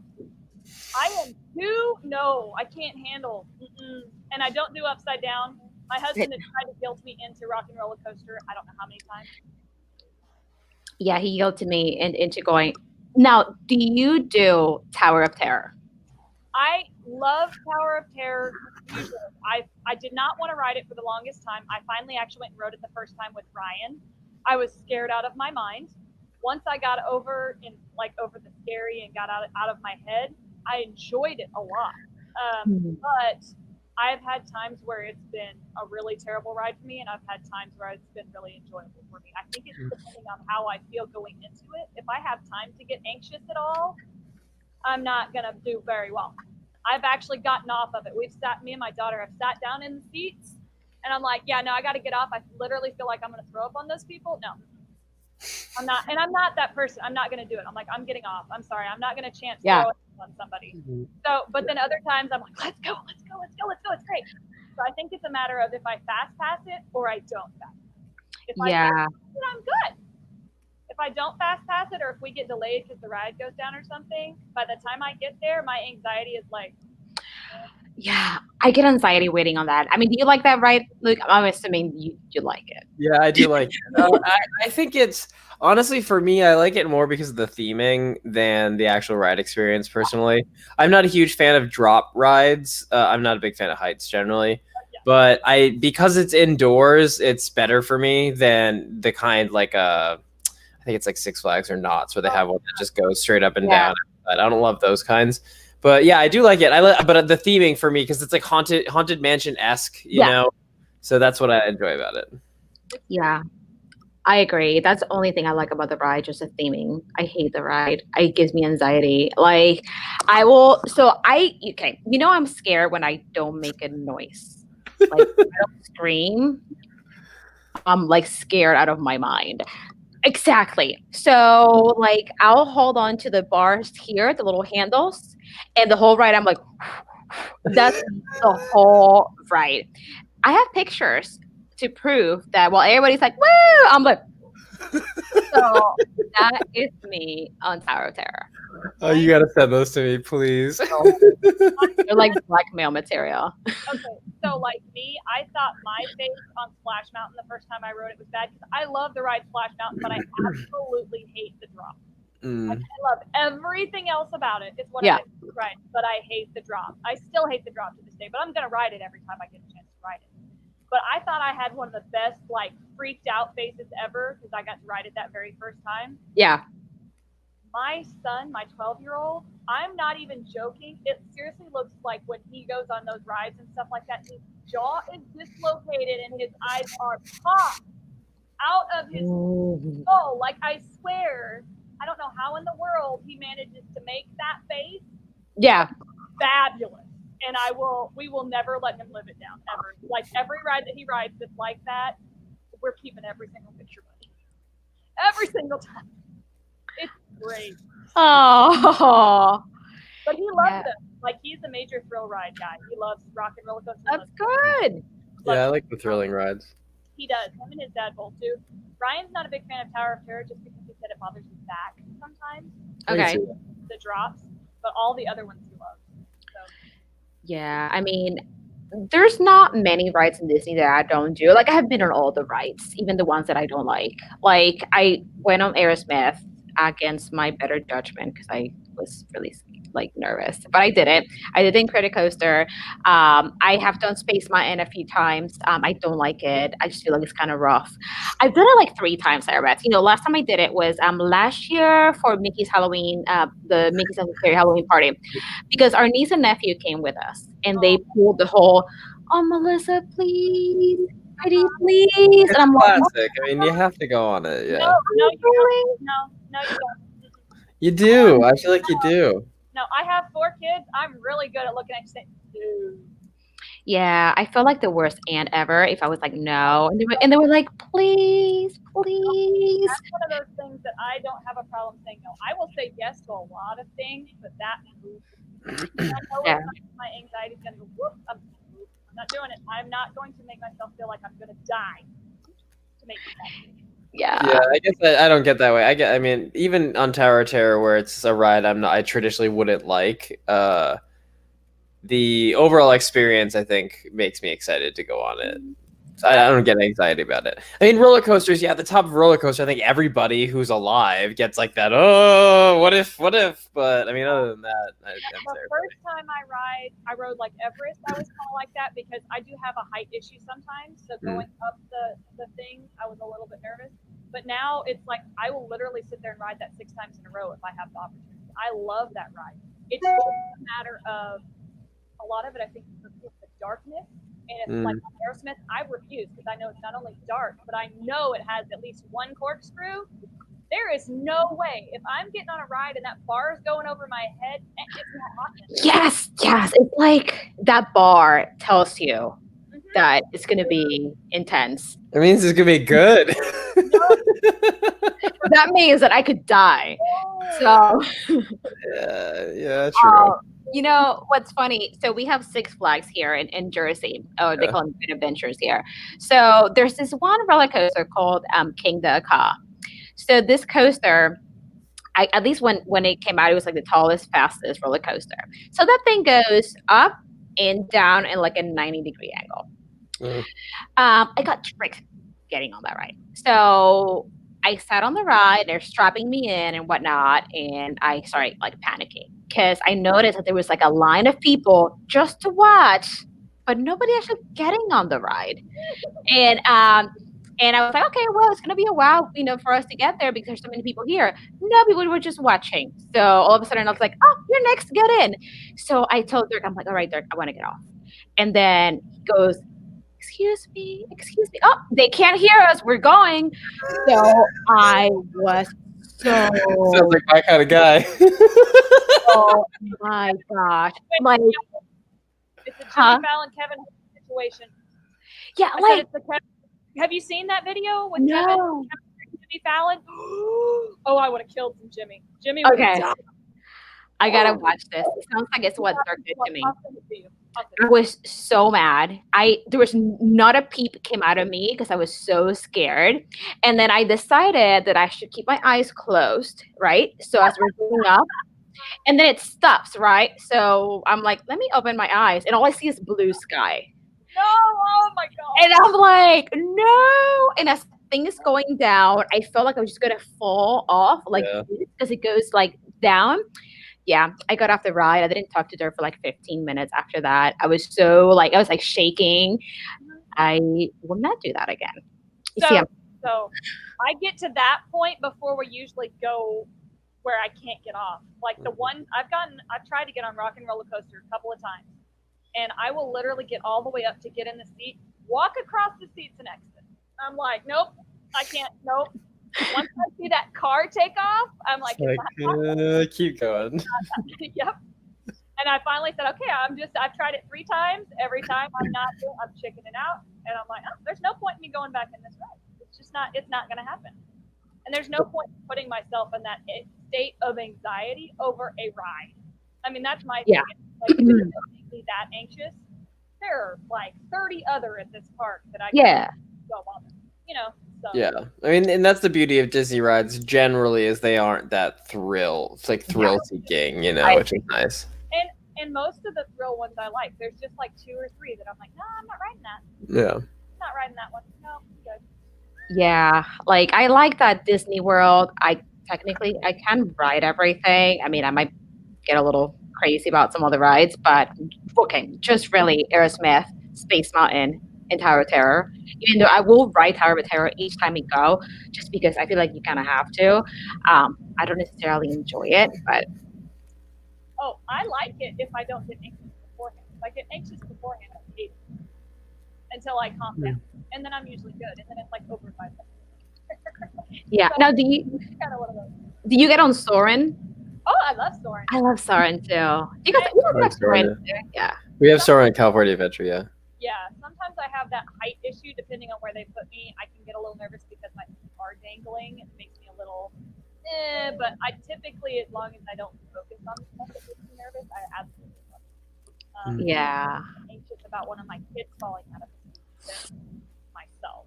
So I try to do it with my little kids because that's just one of those things that my brain always goes to. Is that, no, they're going to fall out of that. They're not secure. There's no way they're secure. And they are, but that's just not the way my brain functions. So what? Do you hear my 7-year-old? He heard me talking. He goes, Mom, I'm secure and Sam is secure. Aww. That's cute. I have daredevils for children. I have no idea where they came from. I have no idea where they came from. Oh, well, that's a good thing. It's not a bad thing at all. I would rather them be brave and be secure in things than be a scaredy cat all the time. So definitely a good thing. Unless they try to swim when they can't swim, then that's I'm ready. Yeah. It's been a long day. No, you're good. I have a couple more pins that I want to show, and then we'll wrap up because I don't want to keep you guys here all night. Even though it's been fun, Yeah. I don't want to keep you guys here all night. Another thing that I want to show real quick is that we do have some more limited edition pins coming this week on Shop Disney. We are going to have, let me show the screen real quick. Almost there. All right, can we see it? Mm-hmm. Yes. All right, so we're gonna have, as of right now, we only know if two pins are coming out. Correct me if I'm wrong, but we're gonna have the new I Collect pin on the third, and it's gonna come out at or be released at 7 a.m. California time, 10 a.m. Florida time. And this one features Pixar. I don't know why the art is like this, where you can't really see Yeah. behind the little silhouette. Um, so I wonder what kind of characters we're gonna have in there. But I mean, it's Pixar, so I am thinking maybe some Toy Story in there, some Up. I mean, what do you guys think? Yeah, I agree. I'm hoping that they will release some better artwork before then because I would really like to see what's inside because that really makes a difference on whether or not I go and look at it. I typically collect a lot of Pixar stuff, but it's just because I collect it doesn't necessarily mean I will like the icons that they choose. Mm. Being able to see that inside of the pin would really Yeah, and to kind of talk about what you were saying, Mel, earlier, I was originally going to collect the whole set, but I started collecting just the ones where of pins that I actually collect. So hence why I didn't want to go for the poo because I don't really collect poo. But Yeah. Pixar is I do have an up collection, so that would be Pixar would be one I'd be interested in. Yeah, definitely. And even I feel like the artwork for some of these pins has been a little different because we know with the enchanted emblems, which is that Jafar pin we have right there, there's writing around the pin. We have two little gems on like both sides of the pin. So the artwork here is very I guess it's kind of lacking some detail. It's kind of misleading almost. Like you think you're getting this little round pin, but really it's this large spinner pin. It's almost it doesn't do it justice. I completely agree. I think that the pin, these pins in person, they look so much better. They're so pretty. Like you said, it's quite large. It's a spinner, has so much detail. So the artwork right there is doesn't really do it much justice. Especially the I Collect pin. Right now, we just really have a purple Mickey head in there. You know, so it's kind of like, I don't know. So I mean, I'll definitely be trying to get both of those because we are collecting both of those sets. So, so you guys are both gonna go for the I Collect. Yeah, I think so. Yeah, this one specifically, I like I said, I've been kind of out of the game, but we do have several, if not at least one pin from almost every Pixar movie. So we have a tendency to collect Pixar. I have a feeling we'll try to get this one, and then if we end up not liking it, we'll probably just trade it later on down the road. You know? Yeah, I feel like the I Collect pins are pretty good traders because a lot of people want them and they sell right away. Like I know Yeah. Winnie the Pooh was pretty popular and a lot of people wanted it. So yeah, definitely. Things And I that probably should have got it to trade instead of falling back asleep. Yeah, that's true. But poo fluctuates though. That's what's like. I got Yeah. the Christmas countdown calendar. The one calendar I have left that's still available to trade is the poo. Like nobody seems to want it or be interested in it. And I figured that'd be one of the first ones to go, but it wasn't. It was very strange.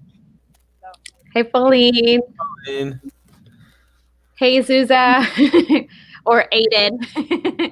um, yeah, no, definitely. And I have a few more pins I'm going to show, and then we'll wrap up soon. So we also saw that. So Launchfly has been releasing a lot of pins. So Launchfly just released the pin flyer for September. There are a lot of cool pins here. Let me go ahead and pull up the screen. I actually have it on my Instagram, so that's what I'm going to show real quick. Can you guys see it? yep. So I also like that Loungefly is making out these like jumbo pins because I think it's cool. I feel like these like bigger pins are a lot more detailed and they look a lot nicer than the smaller Loungefly pins that we're getting, through Box Lunch or Hot Topic. And I really like that now we have also bigger edition sizes, not just LE 500, but we have 1,000, 1,200, and up to 1,500, which also is a lot better for people that are, let's say, really into Baby Yoda or really into Winnie the Pooh now, and make sure that more people have access to this pin rather than just having 500 being released and then they're gone. But they're not just releasing these Disney pins, as we can see. There's like a Peanuts pin coming out on the 1st, but then on the 8th we have Winnie the Pooh, which is LE 1,200. On the 15th we're going to have the Rescuers, LE 1,000. On the 22nd, the Child or Baby Yoda, LE 500. And on the 29th we have Hocus Pocus, which glows in the dark and is a sliding pin in its LE 1200. I am definitely going to go for Hocus Pocus, and we're going to go for the Rescuers as well. What about you guys? Oh, all of them except for maybe Pooh and probably Pooh anyway. The only reason why I say no on Pooh is because I'm a stickler about the original balloon was blue, and that one is red. The original balloon was blue? Yeah. I didn't know that. From the song, I'm just a little black rain cloud, and I guess I can sing the whole song, and I'm a big dork, and I know. But his balloon is blue. Christopher Robin gives him a blue balloon, but in the new movie it's red, so they've been changing it for a lot of stuff, and I'm like, no, Oh, no. I didn't know that. So I'm kind of mean about crap like that. So No, all of them except for the Pooh specifically for that reason. But like, I'm a major Rescuers fan, especially Rescuers Down Under. The Peanut is hilarious, and I love that it spins. And then of course, who doesn't love Hocus Pocus and Big Yeah, I'll probably go for the Baby Yoda. Maybe not. I'm not sure. That Pooh one is nice too. I like the Pooh pin. It's nice. It's just it's red. I don't like the blue. Well, no, we need blue. the blue. It's funny because Dirk doesn't like Winnie the Pooh either, but it's only because he replaced Mr. Toad in Disney World. Uh, so Dirk's like, ugh, Winnie the Pooh. So like we don't write Winnie the Pooh often in Disney World, but every time we do, he always has to say something about like, I wish this was Mr. Toad. um, but yeah, these spins are definitely really, really cool. So we'll see. A lot of these spins sell out right away. Some of them stay on the website a little longer. Like, Sarabeth, did you get the Pocahontas pins they released? I think it was last month. No, Was it earlier this month? coming out. Because I've been so out of the game, and then I was looking at on DPB's blog earlier today, trying to get prepared for this because I've been paying attention to pins, and I was like, I think it's still there. I'm gonna have to go look tomorrow when I actually have time to look. Yeah, because I think that one was at a bigger LE size. I want to say it's like LE 1200. And as of last time I checked, it was still there. And I considered getting it, even though I don't collect Pocahontas, because it's such a cute pin. It's like Percy and Nico and like little bubble bath. So I think it's probably still there. So just totally get it. I'm a total dork about that, and I don't have a bubble bath one yet. So it's like, I'm sorry. I will say that Loungefly is really up to their pin game lately, especially on like the limited edition pins, or the limited. They don't really do limited release, but they kind of do limited release. They just don't call it that. But yeah, they've definitely been upping their game for sure. That's one thing about Loungefly that I've been Loungefly that I have noticed. They really are upping their merchandise. Their bags are changing. They're giving more sizes, so many different patterns and styles, and all of their products right now are really starting to go through. I have been really trying to pay attention to Box Lunch and Loungefly and Hot Topic because I know they're just growing. It's like they finally hit that cranking out a whole bunch of really awesome product stage. Oh, yeah. Something's going to pop out, and then, of course, as soon as something pops out and I buy it, something else I want pops out, and I'm like, okay, I'm going to have to figure out how to limit myself here. So yeah, I have like, I don't know how many of those backpacks, and I think, you can only carry one at a time. They also seem to get it a little bit more than Disney merch. Like, they know what their consumer wants and they execute quickly, and they're on trend really quickly. Where Disney, like, they'll come out with stuff a little too late. They really only focus on their anniversaries, their own internal anniversaries. But Loungefly, you'll find shirts where you're like, I want this cool, different shirt that's not, it's still Disney, but it's like a little off the cuff or a little, a little out there, where they go there where Disney doesn't, Yeah, that's one thing I like about them. And I swear I agree with you on that. It's like they troll the internet or something. To what everybody's, like they've got to have some kind of merchandising type. Oh, yeah. Or on Facebook and all this kind of stuff. Like, oh man, I wish there was this out there. And because as soon as it's out there for more than a couple of days, not too long after that, you see some kind of merch that's similar to what people are talking about, and they're really trying to capitalize on that market right now. Yeah, absolutely. I mean, they really have stepped up their merch game. I mean, they're even coming out with their own ears too. I mean, backpacks, ears, pins. I mean, Ears are arguably nicer than Disney ears. They're a cut above. You know, they take a little bit more attention to detail.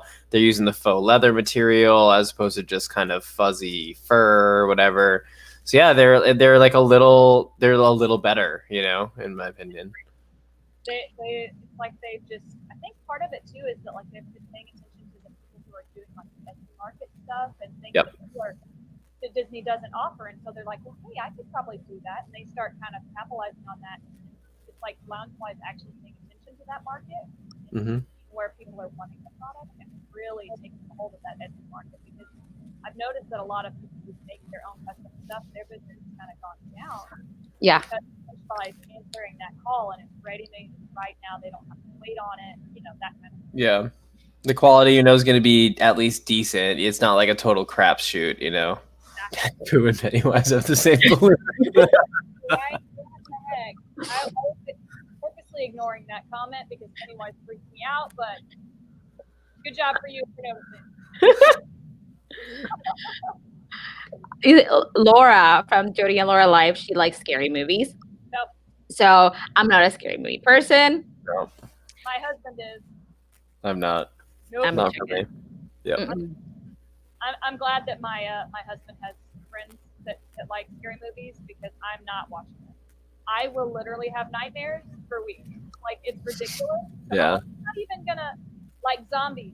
I logically understand that zombies are not real, and Yeah. I logically understand that zombies are not coming to me. But if I watch a zombie movie and it's not like the middle of the day, and even if it is sometimes, I'm gonna have a nightmare all night long. And it's like, what? No, so I don't do scary movies anymore. I'm like, they're just not worth it. I still have nightmares about movies I watched when I was like 14. Like, no, it's not worth it. I need sleep. Yeah, no, not a scary movie person either. Mm-mm. No. So you guys, just to kind of wrap it up. So what do you guys have coming up in your channel? I don't want to keep you guys here. And it's been so awesome. It's so fun. I feel like time flies when you're having fun. I Yeah. mean, so we've been here for 2 hours and 20 minutes, which is Wow. amazing. Hasn't popped his head to be like, Yeah, all my daylight's gone. If you can't tell, I'm going by computer light now at this point. I dark here. The lights inside my house are terrible, and I just didn't have time to get up and turn them on, so it's fine. It's okay. We can see you. So look, I'm gonna make you full screen. What do you have coming up in your channel this week? Sure, yeah. So got a wishable. Oh wow, that video quality is so great right now. Some wishable unbaggings. I just put up a Kraken trade review today, actually. So reviewed some Kraken products. And then also some live sale magic mail situation. So get ready for that this week. Awesome. That's awesome. And before Sarabeth and I talk about what's coming up this week or what do we have coming up, so Zuza the Gamer has a question for all of us. He is asking, what is a pin you're most excited for to come out? Ooh, I gotta think about that for a sec. Um, The ones we covered, like in this video, or are we talking maybe in general. I mean, I can't think of anything that's coming out that I really want. I mean, there are these pins that we talked about. I'm really excited for the D23 set because I really want the castle and the Epcot pin.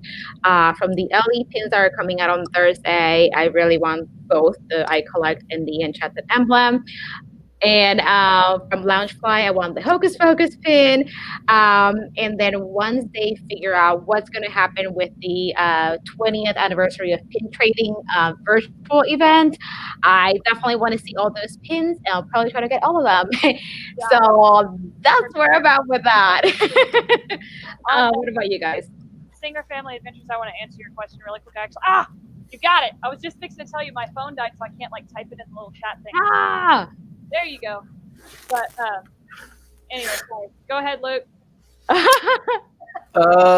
So there's a secret pin that I have some inside information on that I'm excited for. I don't want to share too much, but there's an Alice pin that'll be coming out. I don't know when, but at some point in the future that I'm looking forward to. Awesome. Also, that I really want to get my hands on that 65th anniversary teacups pin. Yeah. There is somebody doing park pickups, but they're like, and I think that one's $40, so that's a little over double. So I just don't know if I want to fork over $40 for it, but I might. I don't know. We'll see. I'm kind of waiting to see if there's going to be a lot of resale going on, because the LAs aren't super low realistically. So if people go with their whole family and sign their kids up, maybe they'll have lots of resale. So Yeah. kind of got to play it by ear. Going back to the Alice pin, who's going to be releasing this Alice pin? Is that through Loungefly? Is that through Kraken? Is that? Yeah. So I think it's going to be a collaboration. I don't know when it's coming. It's a while out, but yeah, I got the Kraken folks showed me some pictures, some pins they have coming out, and that was one that sparked my interest. All right, so we're hearing it first here. Live exclusive. I don't know if I was supposed to share that, but hey, draw up some excitement, right? All right, you guys heard it here first. They killed it though, actually. So yeah, I did that video today, and then after they reached out, and they were like, "Hey, like we are just starting an affiliate program, so they're gonna set me up with their affiliate program, which is pretty cool." Awesome. But just in general, like I didn't really know they were doing pins until recently, and they're kind of killing it with the pins. They're like definitely a cut above regular Loungefly pins, in my opinion. The attention to detail is really nice. Yeah, so I'm excited to see. In each generation, they get a little better. So I'm excited to see these next round they come out with. That's awesome. Yeah. Jody and Laura.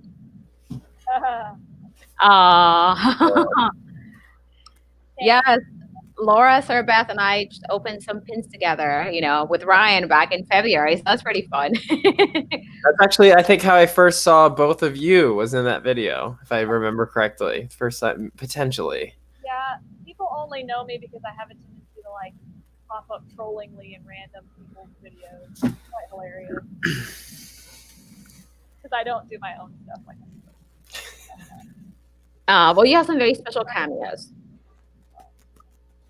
Anyway, what you gonna do? So tell us about what pin are you most excited for? Probably the Loungefly pins the most. I would say either probably the Rescuers. Honestly, I am a major Rescuers fan, and Rescuers Down Under as well. I don't have very many of the takes, so that one's a really good one. I also like. I was looking at the 65th anniversary pin.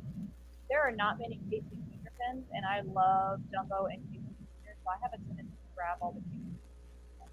So that's probably another really big one, but there are several in like all of those that I love. So I'm gonna have to like give my husband my pocketbook so I don't spend it. It's kind of bad about just random. And what do you have coming up? I know that. What do we have? What are we doing this week? Are we planning some future YouTube videos? That's something I was just sitting there thinking about that. I'm going to try to start. We are still going to the park, so I may try to start doing some park vlogs again. At least I haven't been doing a whole lot of administrating, but I'm trying to start doing some park. Alexa, lamp on. Oh crap. And so I may try to do that, and I've been kind of back and forth on some of the different videos that I may start sharing as far as things that I make or other things that I do around the area. I've kind of been playing around with some different ideas. Guys, leave me alone, please. My dog. But yeah, so I mean, a couple different things. I know we are thinking about going to Animal Kingdom tomorrow, so that's possibly on the list of things to come up in the next week or two. I can probably vlog it tomorrow. That's not usually the issue. It's just getting edited and you guys. So that's going to be kind of where this stuff goes crazy and sideways. Well, I'm excited to see some park vlogs and some more videos. Me too. Heck yeah, I love park vlogs. Yeah. Worst case, at least pictures on my Instagram. So if you're missing some parks, I'll at least take some pictures for everybody. But I will try to do some lives maybe on Instagram and hopefully a vlog soon. Like in a month. In a month or less. Give myself that timeline. Surely I can fill that. If I can't fill a vlog in a month, then guys, I'll need some help. And on Instagram, how can we find you? You're just Oh. around the river tread on Instagram, right? Just around the river trend on Instagram. I have multiples, but that would be the one where you probably find me as far as park vlogs and things like that. All right, awesome. And as far as me, tomorrow I have the Disney Collector Chat with Lizzie. It's going to be on my channel tomorrow at 11 a.m. Eastern, 8 a.m. Pacific, 4 p.m. British Standard Time. And the Jody and Laura Life are going to be with us tomorrow. Oh, yay. Yeah, so it's going to be another fun stream. And of course, we have more pin videos coming up. I have an 80s video coming up too. Next week is an 80s swap. So it's really pretty interesting. And then today I had a video with Lizzie where she sent me some snacks from the UK and I sent her some snacks from the US. That was pretty fun. But thank you so much, guys, for accepting my invitation. Thank you to everybody that's been on the chat tonight. You guys are awesome. Thanks for having us. Really appreciate it. This is always so much fun. No, definitely. Thank you so much for being here. And we have the Jody and Laura Life on the chat. We have What Did Dada Buy Today? Zoos of the Gamers, Singer Family Adventures.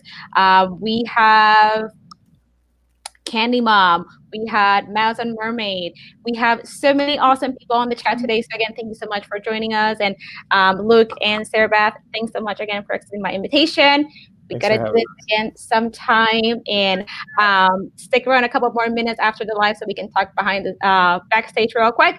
And everybody's having a lovely Saturday and a lovely weekend. And then we'll see you guys real soon. Sounds Bye. great. See you soon.